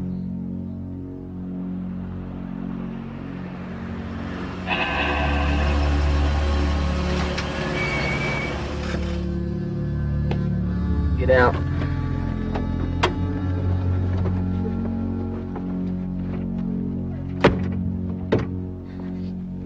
Got a flashlight?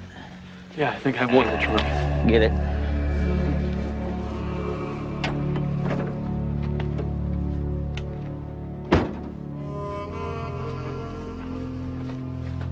What's she doing? Get her out of the car. No.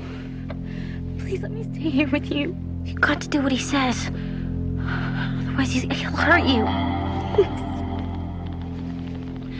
I'm sorry.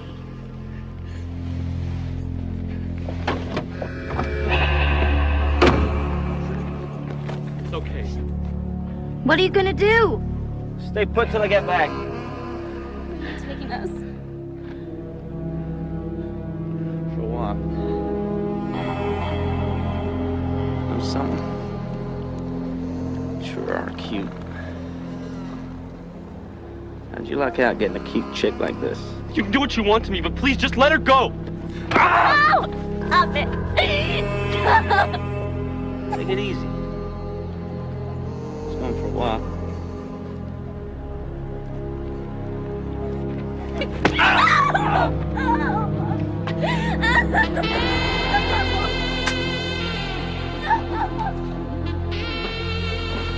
Door.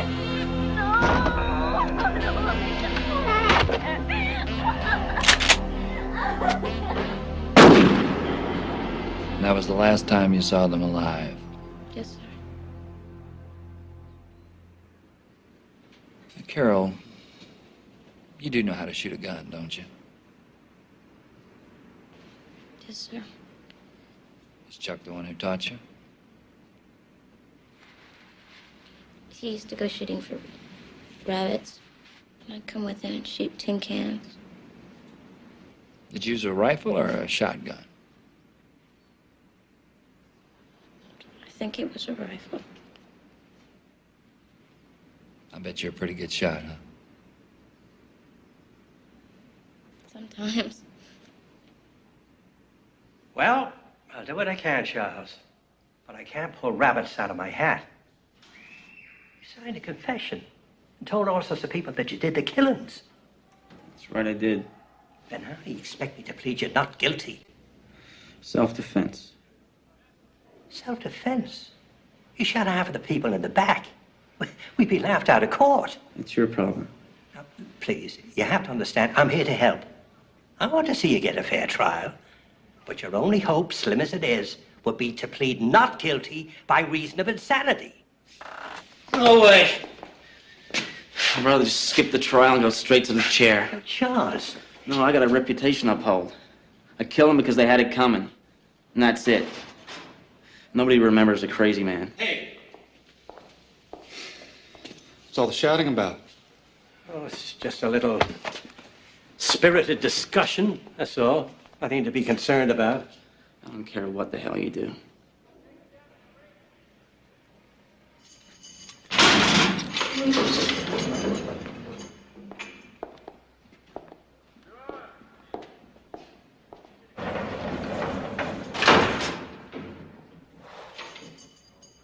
You know, you ought to be nice to Mr. Gone, Charlie. He's a good lawyer. He ain't good enough. Shield's gonna chew him up and spit him out. Well, maybe so. You know, you ask me, I think your biggest problem's Carol Fugate. What the hell are you talking about? She's been saying terrible things about you, Charlie. No, really. Shocking things. It's a lot of crap. Well, if you don't believe me, here it is. Black and white.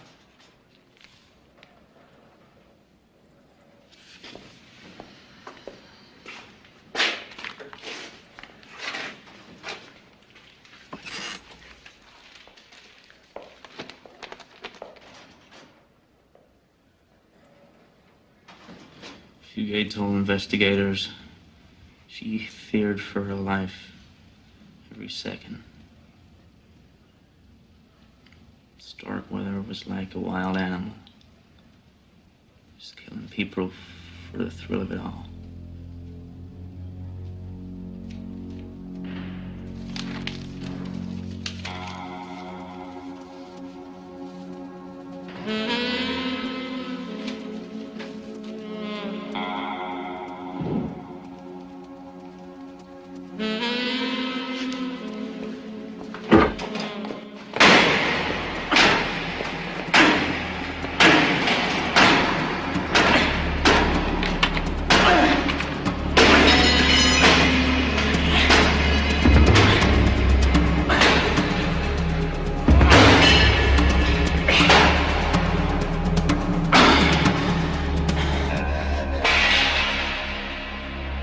Killed her while I had the chance.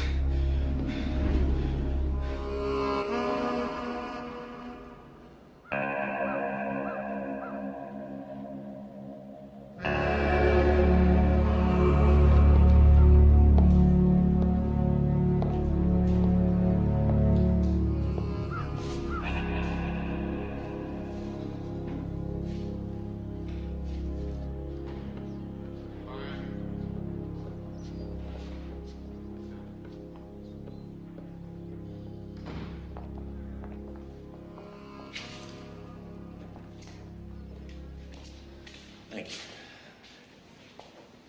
Carol, I'm John MacArthur. Nice to meet you. Please, sit down. You're even prettier in person than you are in the newspapers. Thank you. I don't know if anyone's told you who I am or why I'm here. I haven't been told anything. I don't even know what I'm doing here. Well, I'm an attorney, Carol. I've been asked by the court to represent you. You do know what an attorney is, don't you? It's kind of like a lawyer, right? It's exactly like a lawyer, just a different name for it. I've seen a lot of them on TV. Well, that is different, Carol, because this isn't make-believe. This is a very serious business. And you're about to be charged for being an accessory to first-degree murder. Murder? I didn't kill anyone. It was Chuck. All they told me was that I was going to be a witness. That's all they said. And nobody's told you... You mean nobody's told you that you're going to stand trial for exactly the same crimes as Charles Starkweather? Nobody's told me anything. Nobody's even come to see me. Where's my sister, my grandma? I don't have no family no more. No friends. I just want to go home. Granny Street will take care of me. Carol, I don't want to upset you any more than you already are, but you have to understand something. You're in very serious trouble. After all my years of practicing law, the only thing I'm halfway sure of is my sixth sense. Now, I spent several hours questioning this child. She's in the 8th grade, Elmer. And she answered every question consistently, without hesitation. She didn't try to change the subject. I just don't think she's sophisticated enough to fool me. You obviously haven't read her confession. Confession? What confession? You have a statement that she never signed and she never should have given without benefit of counsel. We followed the letter of the law, John. You stretched the letter of the law from A all the way out to Z. Now, look, this whole thing is just moving too fast. At the very least, I want a delay. Well, you may not need it. We're going to try them separately and Starkweather's up first. We were hoping she might like to testify against him. No way. If you call her, I'll never take the fifth. Somehow I thought you might say that. Emma, one more thing. Just so you know, I'm filing in the morning to have her case moved to juvenile court. I'll never let it happen. The law is very specific, Elmer. She's only 14. Well, Carol King was only 16, and Robert Jensen was only 17. I made a promise to these kids' parents, John, and I'm going to keep it. Now, Carol Fugate is not going to have her wrist slapped in juvenile court. She's committed an adult crime, and she's going to be tried in an adult court.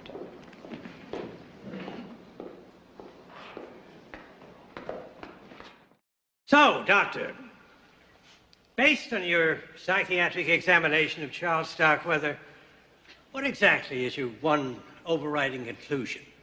That Charles Starkweather was suffering from a severe mental disease, which prevented him from knowing right from wrong. And during your examination, Doctor, did you ever observe any feeling on the part of the defendant for any of the alleged acts he was supposed to have committed? I don't believe he is capable of any real feelings, certainly not guilt or remorse. To him, the act of killing was no different than stepping on a bug. If his favorite automobile ran into a river, he might be sorry, but a human life, well, that means nothing to him. Your witness.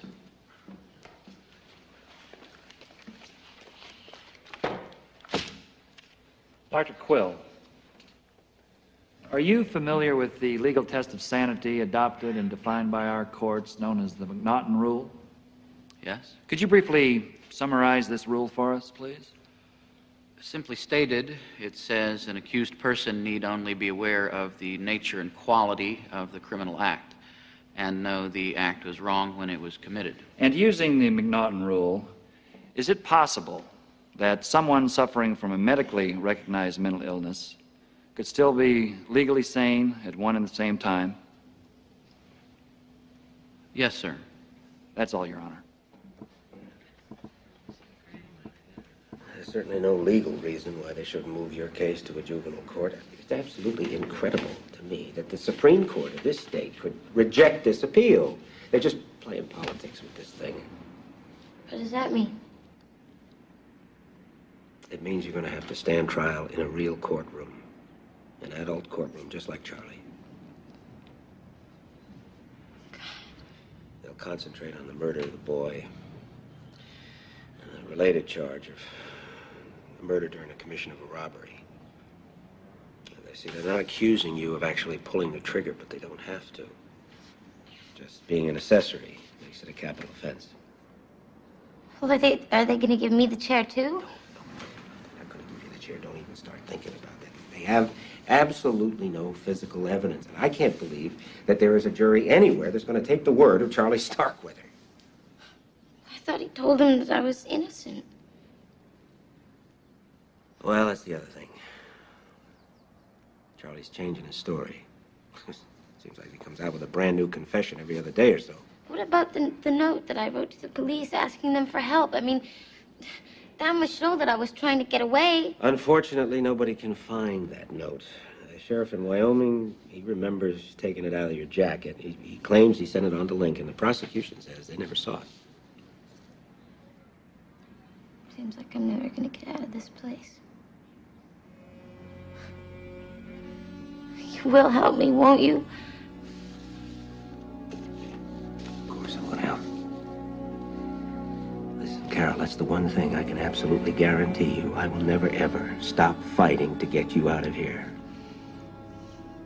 Okay? Ladies and gentlemen, do not believe when the prosecution argues that not guilty by reason of insanity means that someday Charles Starkweather will go free. Not even an act of Congress could ever make that happen. Our society, which spawned this young man, has ironclad, uncompromising rules to ensure the proper punishment of the criminally insane. Now, if you decide that revenge must triumph over reason, that two wrongs do make a right, I will ask each of you to come with me when I bring my client to the death house. There, with his trousers cut to his knees and his arms stripped bare, you will see him strapped in that chair. And watch as the switch is pulled. We will all stand back in horror as the electricity surges, the smoke comes from his head, and his lifeless body falls forward. In the name of mercy and the great commandment, thou shalt not kill, I ask you for the life of Charles Starkweather.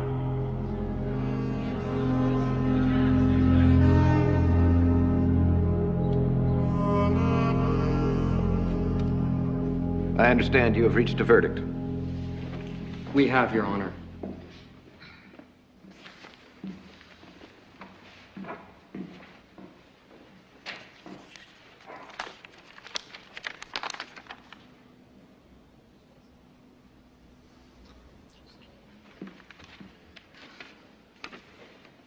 We find the defendant guilty on all counts, and it is our unanimous recommendation his penalty should be death in the electric chair.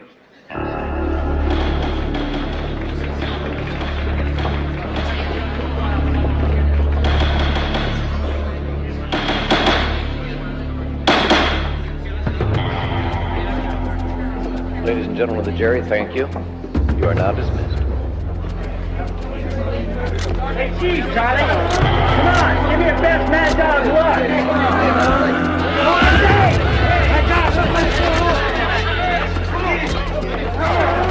Come on, get him off of you! Get him off of me! Let's go! Charlie, what about Carol Fugate? You plan to help her?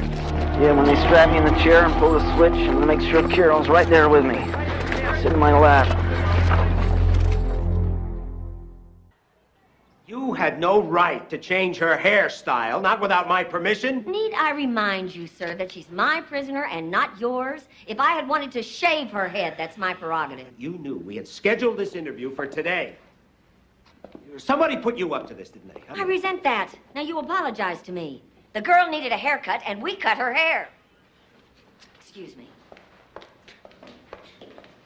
What was that all about? By sheer coincidence, they cut Carol's hair. Today. They gave her spit curls. Totally changes her appearance. She looks 5 years older. I wish I'd never let you talk me into this. I say, whatever you do when you see her, don't mention her hair. She's nervous enough as it is. That makes two of us. Excuse me. Turn this way, please. Right here, please.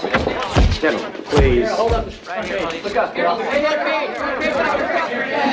Unless everybody quiets down and the photos stop, we will not begin. In fact, you keep this up. I'm going to call this whole thing off right now.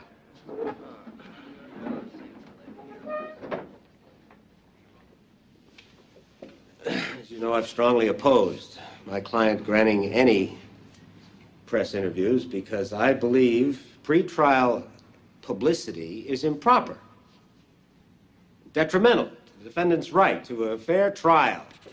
Unfortunately, the prosecution has decided to use you people to whip up such a frenzy of negativity against Carol Ann Fugate.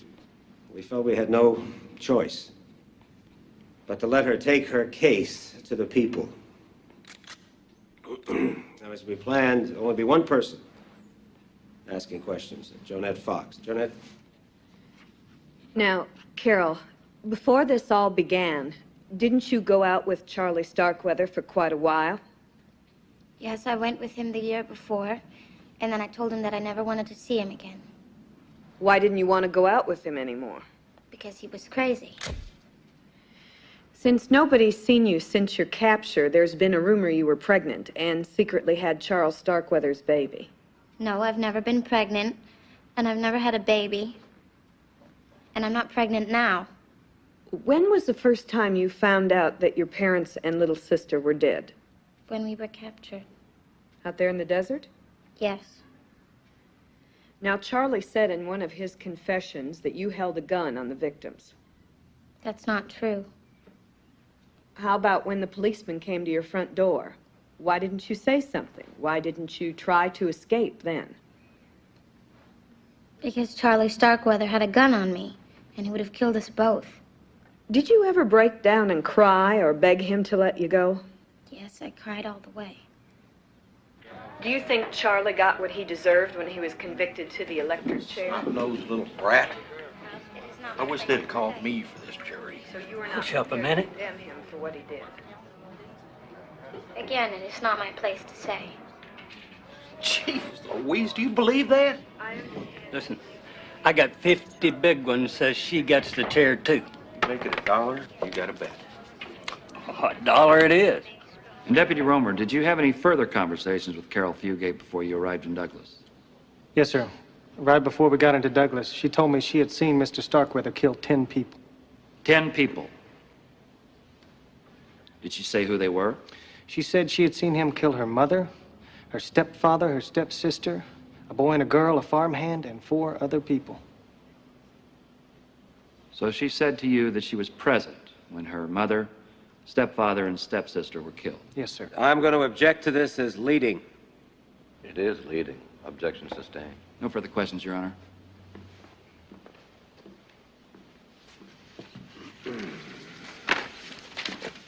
Deputy Romer, when you first encountered Carol Ann Fugate there in Wyoming, was she at any time armed? Or did you see her aiding and abetting Starkweather in any way? No, sir. Now, you stated that she was hysterical. What do you mean by that? Well, she was sobbing and crying. She could hardly talk. Did you get the impression that she was afraid of Starkweather while he was still on the loose? Yes, sir, I did. Did you hear what was told to Carol Ann to get her to return to Nebraska? I heard some of it. Did she have any attorney present to advise her of her rights during this interview? No, sir. She didn't.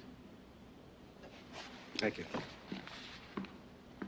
John, you have to admit it was a pretty good day for the prosecution. I was one of their prime witnesses. What about the inconsistencies in Carol's story? How could she say she didn't know her parents were dead if she told the deputy she'd seen them killed? She was hysterical. She didn't know what she was saying. Besides, he remembers it the way he wants to remember it. John, Excuse me. John? At this time, the people would like to call Charles R. Starkweather. Objection. We've not been advised that this witness would be called. Your Honor, his name was submitted on our list of possible witnesses. Along with 1,000 other people, it was never specified that Starkweather would be called to testify. Objection overruled. Is he outside? Then bring him in.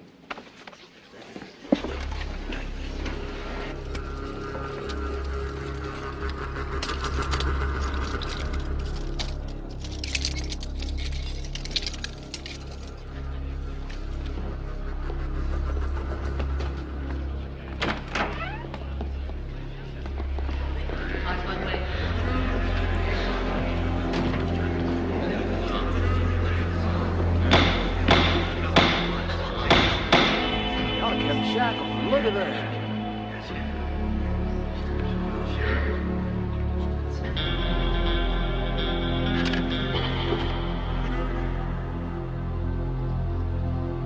Do you solemnly swear to tell the truth, the whole truth, and nothing but the truth, so help you God?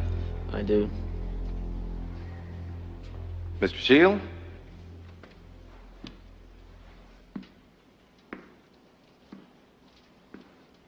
Charles, when you arrived at the Bartlett house on January 21st, who was there? The baby, and Carol's mother, and Mr. Bartlett. And what happened then? I got in an argument with Mrs. Bartlett. She slapped me, so I done hit her back. She screamed and her husband come in. And then? I shot him. And her too. And the baby, Betty Jean? I threw a knife at her.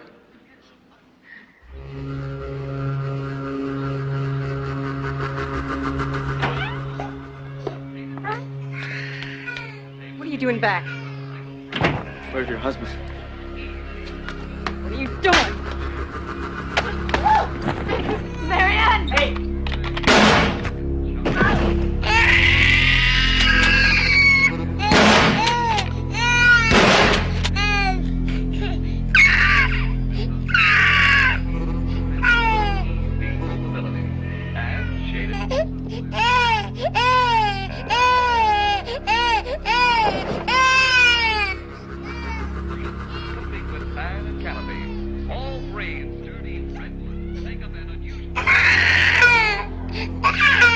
Charles, where was Carol Fugate during all of this? She was in another room. I'll say, 245. 245 is Mrs. Leon's final bid. Mrs. Young, you're at 125. Top bid is 245, and this is your last bid. You kill him? Betty Jean too? Yeah. Couldn't stop screaming. Good riddance. I was getting so sick of her always yelling. Gonna help me clean up this mess? You made the mess, you clean it up. Gotta get him out of here. Chuck, can't you see my favorite television programs on?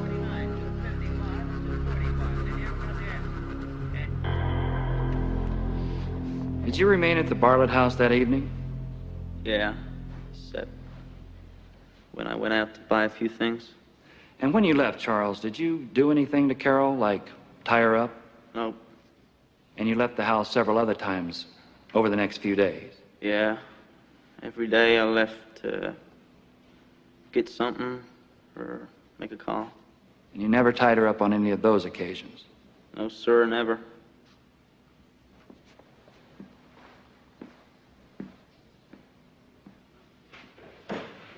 Charles, let's talk about the killing of the two teenagers, Robert Jensen and Carol King, starting right after they stopped and offered you a ride.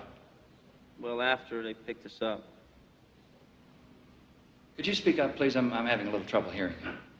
Yes, sir. After they picked us up, We went to Bennett to make a phone call. The phone was locked.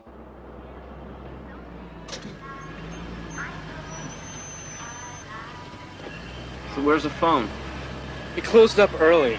That means they locked the phone up too. Got any suggestions? Yeah. Let's head back towards Lincoln. God, please. That's not funny. Nobody's laughing.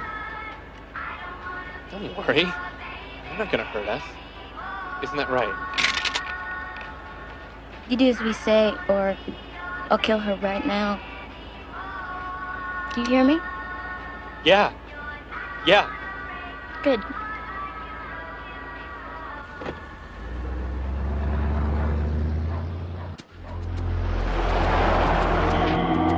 I know you're not the kind who wants to hurt anybody. I know. I can tell. I really can. And I want to thank you. Shut up!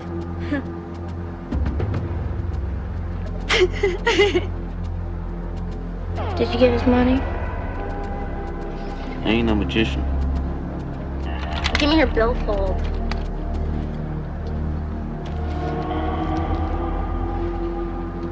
You.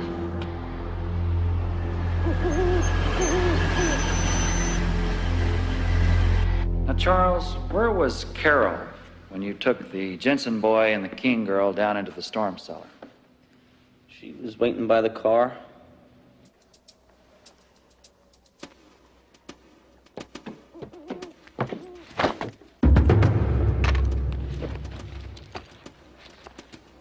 What the hell you been doing down there so long? Had to take care of the boy. The girl gave me some trouble. Bet she did. Come on, don't be sore at me. Let's go back to the farm. I don't think so. I think you done about had enough for one night. She's still alive. Yeah.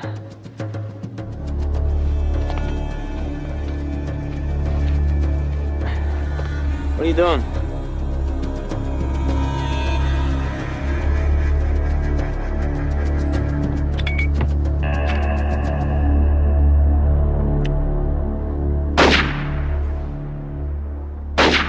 So it's your contention that Carol Fugate is the one who killed Carol King. Yes, sir. And you also maintain that Lillian Fensel, the maid in the Ward house, was also killed by Miss Fugate. I didn't kill the maid, I didn't kill that girl. Both of them was definitely alive when I left them.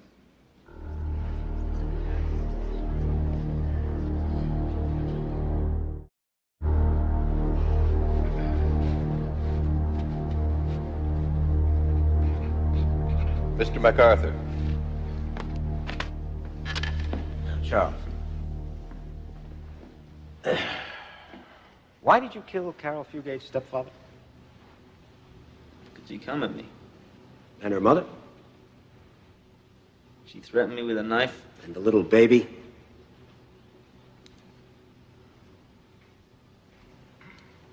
I don't want to talk about those murders. Oh, I can understand that, Charles. But you said earlier you did kill little Betty Jean, didn't you? I said I threw a knife at her. Didn't say I killed her. I see. Now, Charles. I'm handing you a copy of a photo. The reporter has marked exhibit number 27. This is a photo of the confession that you wrote on the wall of the Gehring jail cell in your extradition back to Lincoln. Is that correct?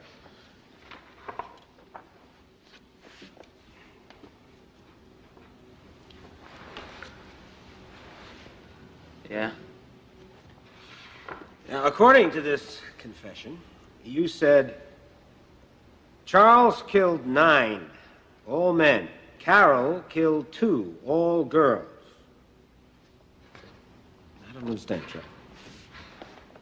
You, of all people, should know There were 6 males and 5 females killed. I ain't never been too good at adding things up. You ain't never been too good at telling the truth either. Objection, Your Honor. Objection sustained. Strike that last statement from the record. You realize, Charles, that you have given the authorities something like 7 or 8 different accounts of how each killing took place? All different. Let me give you a couple of examples.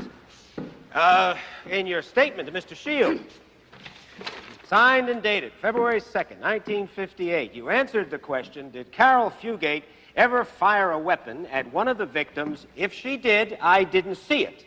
You also said the night of the Bartlett family killings, I tied up Carol real tight to make sure she'd be there when I got back. You also said in a recorded phone conversation with your parents, Carol had nothing to do with the killings. Isn't that what you said? Yeah. In your confession in Wyoming, January 28th, weren't you asked, did Carol Fugate ever know you killed her family? And didn't you answer, no, I don't believe so? That's what I said. It ain't true. All that stuff you're reading is a bunch of hogwash. Hogwash. Hogwash. Just like everything you said here today. Objection. Badgering the witness. Sustained. Mr. MacArthur. I believe that's all.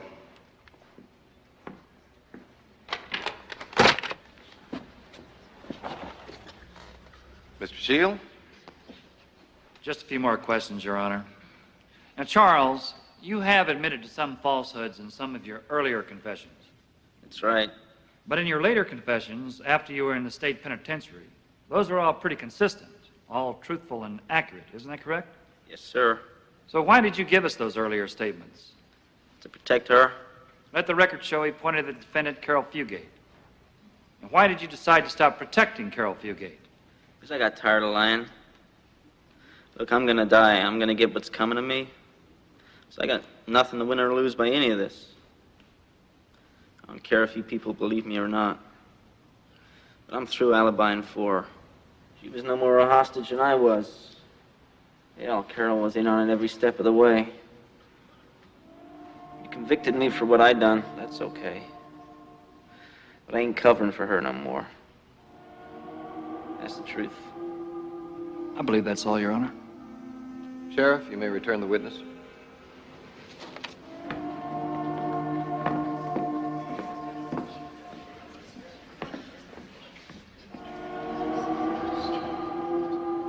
Well, it's coming up on the hour, so I think this is a good time to take our afternoon recess. The spectators will remain seated until the jury has left the room.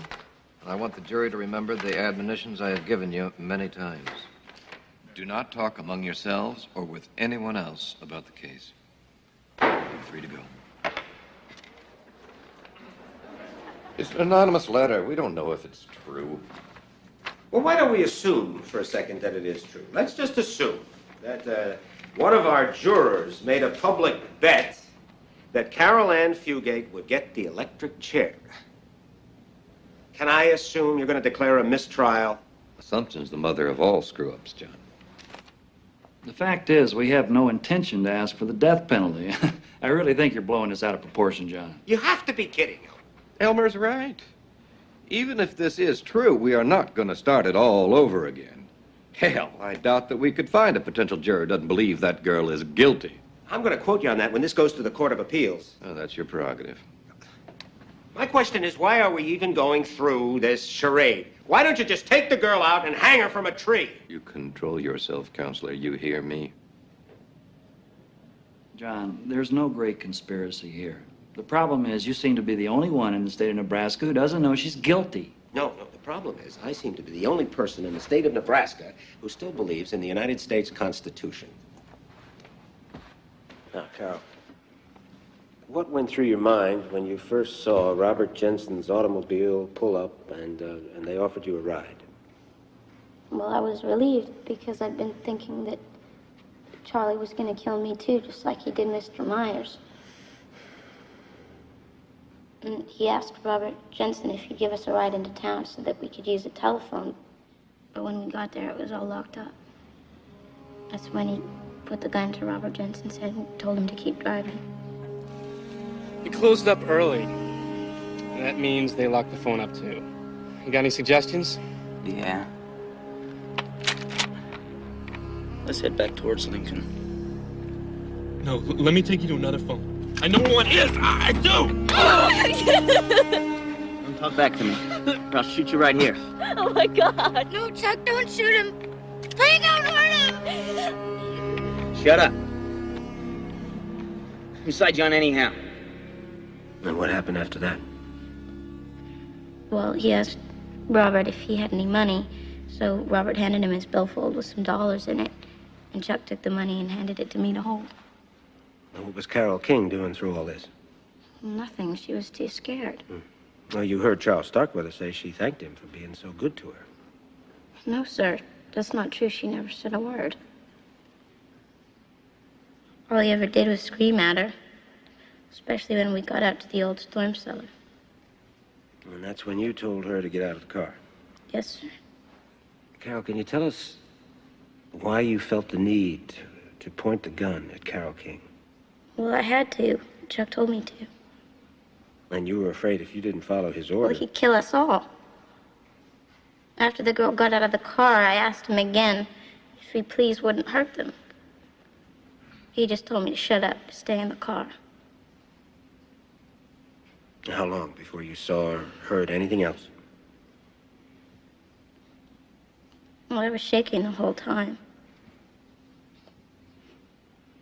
And a few minutes later, I heard the shots being fired.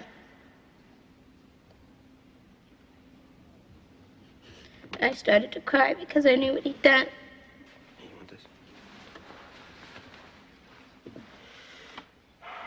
Carol, why didn't you jump out of the car and run away? I couldn't move, sir. I was frozen with fright. Did the thought ever cross your mind to take your father's gun and to do something to Charles Starkweather? No, sir. I never killed anybody, sir. How long after the shots were fired did you wait in the car? Seemed like a very long time, sir. Why did you have to shoot them? What were you doing down there? Why did you do that? You tried to jump me. She's dead. He's still alive. Let him squirm. He deserves it.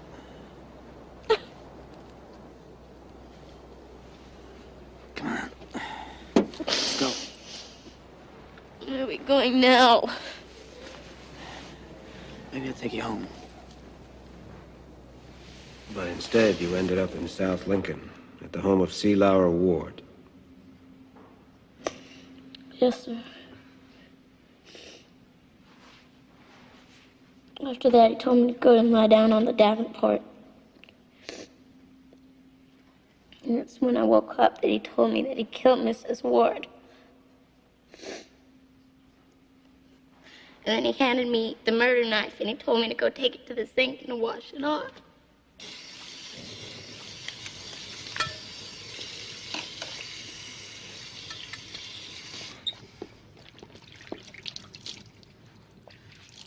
Get all the blood off it. Doing the best I can. Go in the bedroom. Get rid of the smell. What? Find something.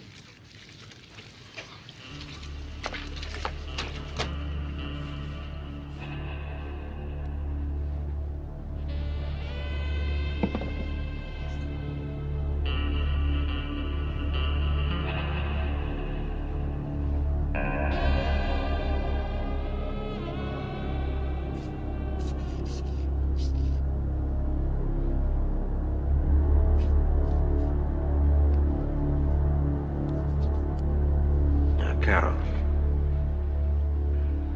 when did Charles bring the maid back upstairs?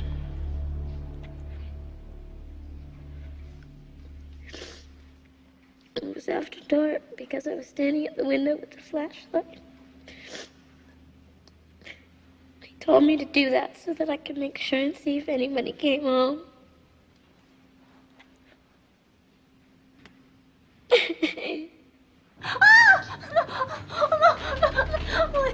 Chuck, you're hurting her. She's gonna get tired if she has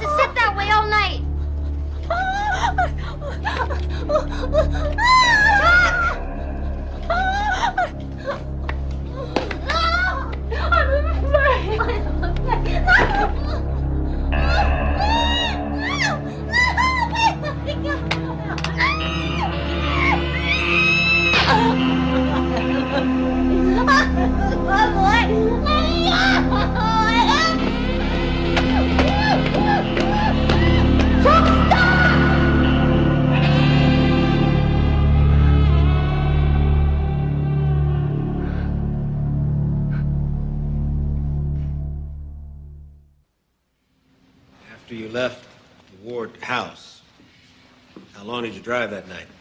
All night. Did Charles Starkweather talk to you while he was driving? Yes, sir.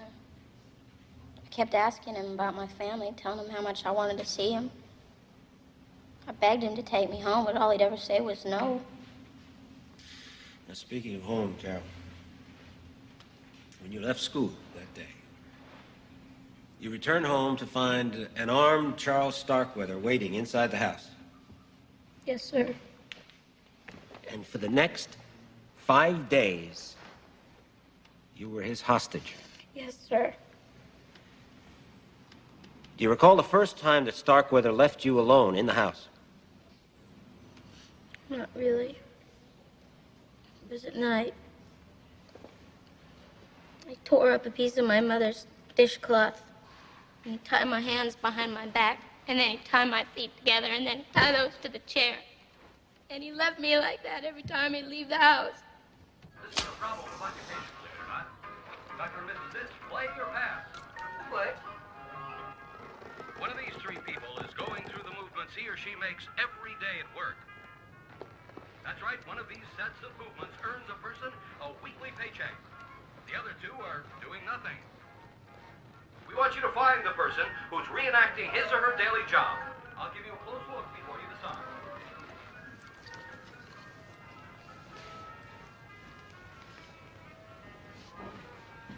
Now, let's meet our next contestant. Excuse me, sir, what's your name? Don't leave me alone, Charlie.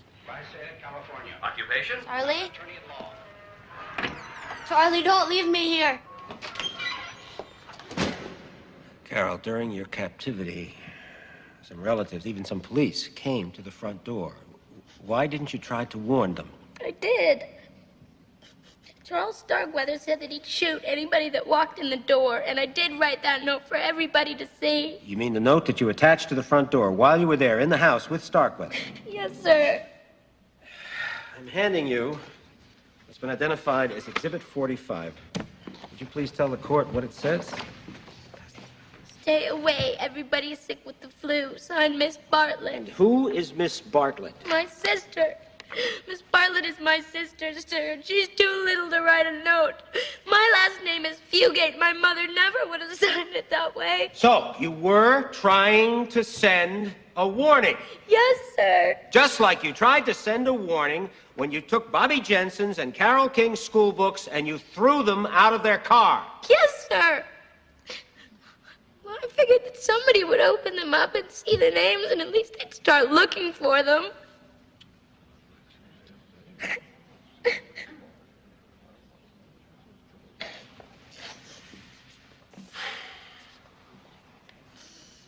Carol, how did you feel when Charles Starkweather was brought into this courtroom to testify against you? I was scared stiff. And why is that?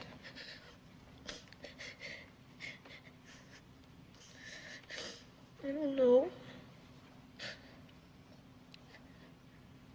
I figured somehow he'd get loose. He'd try to kill me.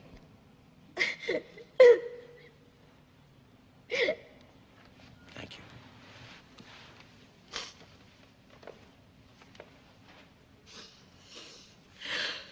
All right. Take a break, Shakespeare. It's dinner time. Hey, Calvin. People always got in my way. And everybody blames me for hitting back. But if you pull a chain on a toilet, you can't blame it for flushing, can you? Charlie, what are you planning to do with all that scribbling? I'm getting it published. Parade magazine. I got a contract and everything. Yeah, well, you better write fast. I hear they're getting ready to set a date with the electrocutioner. Well, at least I know for once I'll get a decent meal.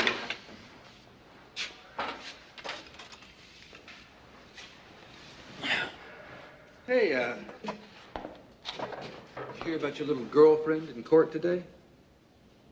Yeah. Level with me, Charlie. I mean about you and the girl. You really love her? Before I met her, I hated everybody, everything. And I started a new way of thinking. Had something to live for. How long didn't matter. Just as long as we were together. And then you turned on her. She turned on me first. I'd have protected her. To the end. I really would have.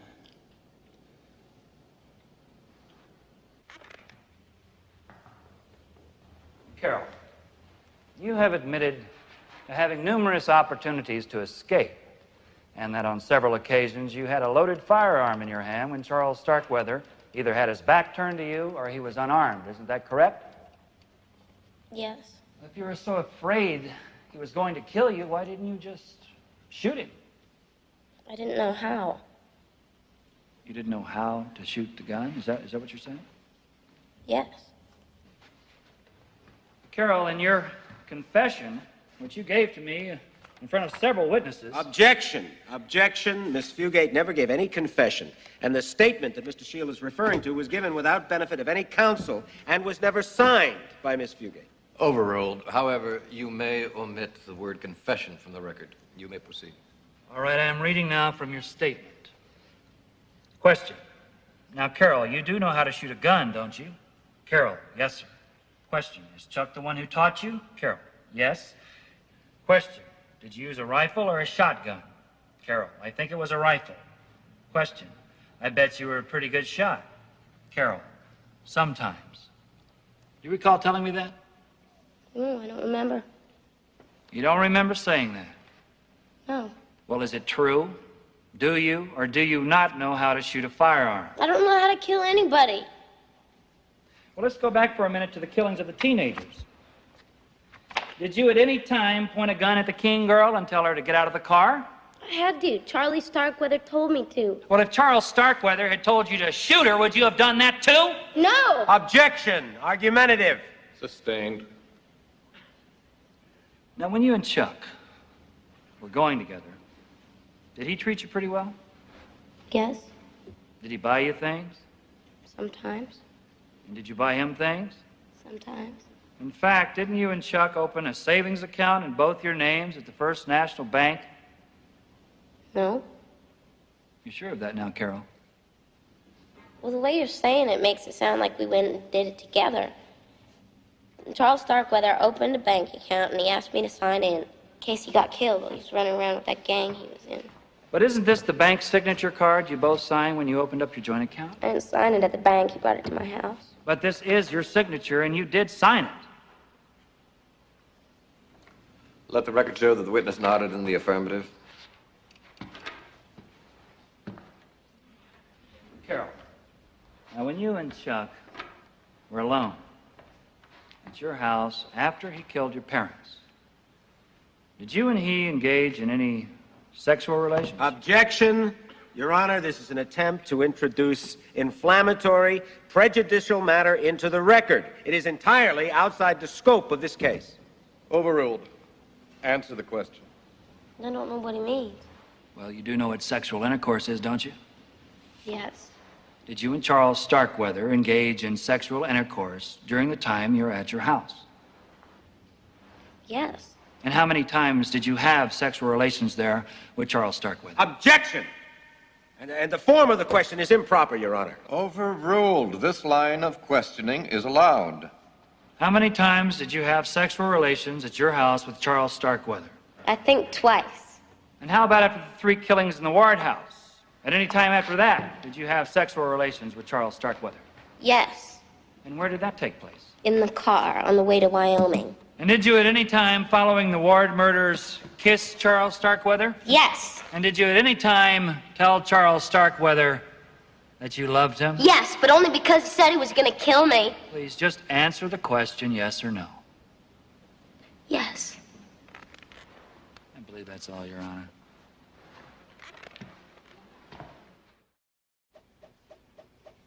By her own admission, Carol Fugate warned Charles Starkweather that a policeman was at the front door.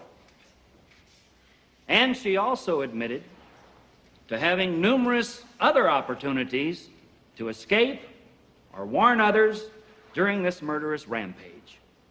And let's not forget, ladies and gentlemen, that Carol Fugate admitted to having voluntary sexual relations with Charles Starkweather after she had witnessed the savage killings of his innocent victims.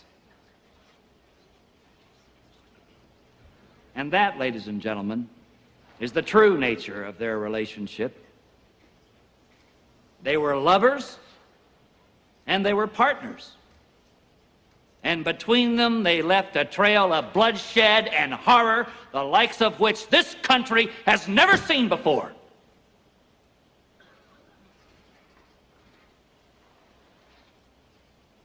But even 14-year-olds must realize that they cannot just go on 8-day murder sprees. No, ladies and gentlemen. The time has come for Carol Fugate to face the consequences of her conduct.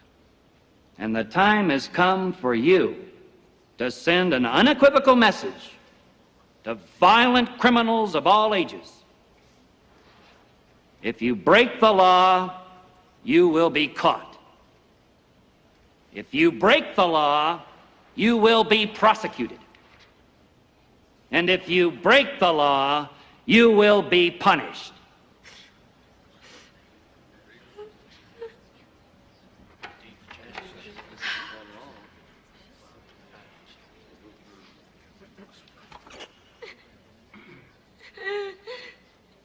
Thank you.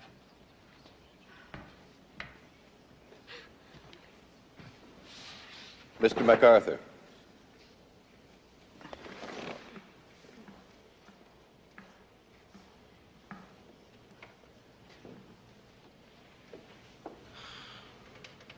Let me be very blunt, ladies and gentlemen.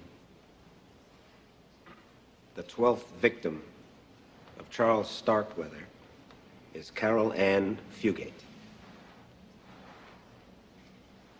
And the 13th victim may very well be our Bill of Rights. Now, why do I say that? Because the legal system I so cherish and support has totally collapsed around this case. This community's almost tribal need for vengeance, whipped up daily by sensational newspaper headlines, has turned this trial into a 16th century witch hunt. With the state's prime witness being Lucifer himself. Can anybody seriously believe the testimony of a madman like Charles Starkweather? And without accepting his incredible and inconsistent allegations as the gospel truth, where is the physical evidence required to convict Carol Ann Fugate? The county prosecutor wants you to consider that Carol may have had some physical chances to escape, but he wants you to forget her mental state of being during this nightmare. Remember what happened to the older, wiser, and stronger people who defied Charles Starkweather during his reign of terror. The prosecution also wants you to ignore the fact that this girl, this child, was only 14. An 8th grader with no history of any disciplinary problems, yet somehow, overnight, She was transformed into a wild-eyed killer, only to revert back to her peaceable nature the second that Charles Starkweather was captured? No, no, no, no. There was only one rational explanation here, that Carol Ann Fugate was too young, too confused, too terrified to act in any other way. And even when she tried to send a warning with a note signed by a 2-year-old who obviously could not write, her plea for help was ignored. Every action or inaction that she is accused of occurred while she was being held hostage by the most feared and savage mass murderer in the history of this country. She was 14, ladies and gentlemen, 14. Now, please, you must remember that. Think back to when you or your children or your grandchildren were that befuddled age. Then ask yourself if you or they could have witnessed such violence and not been traumatized. Ask yourself if you or they, at 14, would surely possess the courage, the presence of mind to physically challenge a monster like Charles Starkweather. And finally, ask yourself if you or they, at the age of 14, would have acted any differently than Carol Ann Fugate. And if your answer is yes, oh, yes, yes, I certainly would have acted differently, well, then ask yourself if you're equally certain that you or they, your children, your grandchildren, would still be alive today to tell us about it.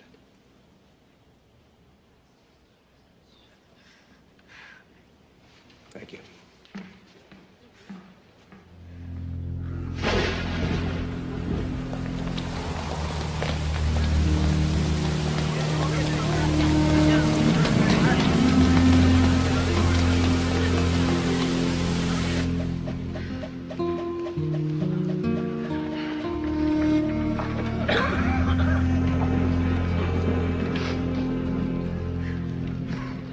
I understand you have reached a verdict.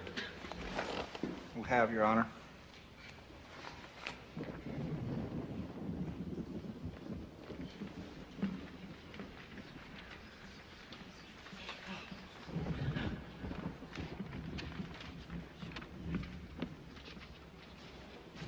Would you please read the verdict? On the charge of murder in the first degree with premeditation and malice, we find the defendant not guilty.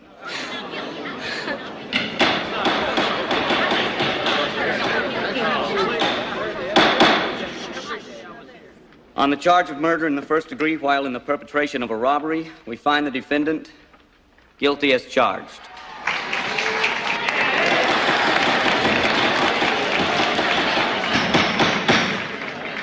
I remind you that these proceedings are not over.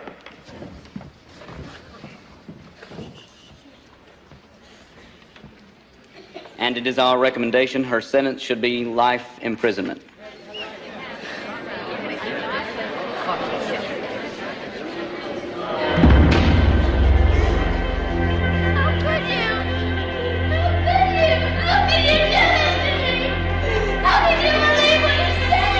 Please take her into custody. I'm innocent! God knows I'm innocent! I'm not guilty one day at all, but I know you made a big mistake! Now, one day you're all gonna realize you made a big mistake!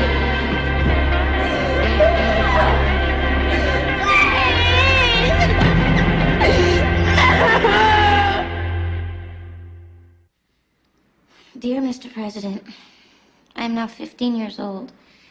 A year and a half ago on a day, I was in public school. 19-year-old Charlie Starkweather killed my 2-year-old baby sister, my mother, and my stepfather. Starkweather later confessed that I had nothing to do with his murder, which is true. Later, he changed his story and said that I helped him, which is not true. At midnight on June 25th, Starkweather will be executed, and I have been denied by our governor a request to see him. I still think that he may tell the truth before he is executed. I know that you are very busy, President Eisenhower, but please help me in any way you can. As I have nowhere else to turn because he killed all the family that I was living with. Sincerely, Caroline Fugate. I think it's very good. I'd sure want to help you. Do you think I'll get it in time? Just send a telegram right away. I want to write Chuck one last letter. I really don't see the point, Carol. I mean, he hasn't answered any of your letters. I know. There's something I have to do. You write him the letter, I'll see that he gets it, okay?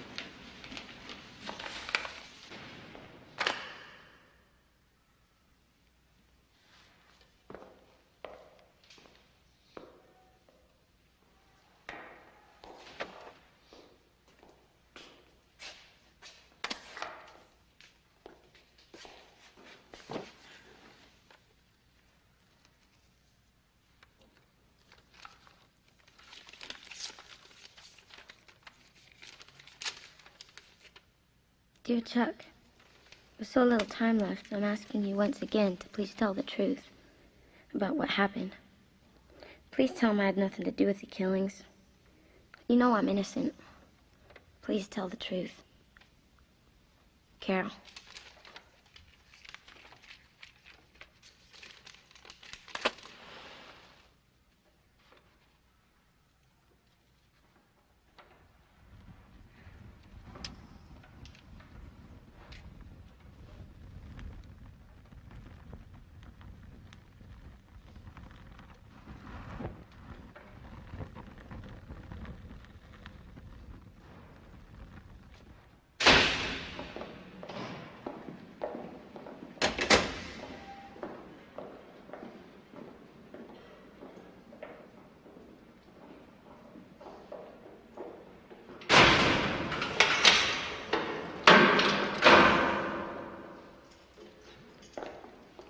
Time's come, Charlie.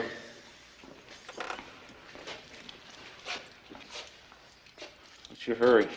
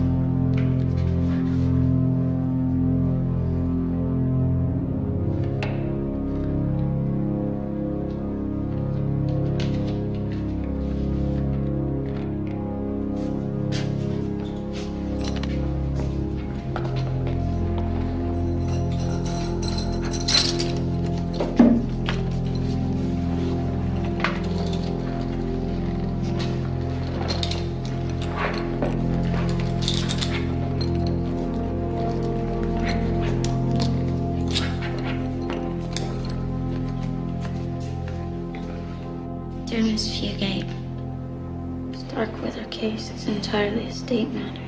The President has no jurisdiction or authority in any way to comply with your request.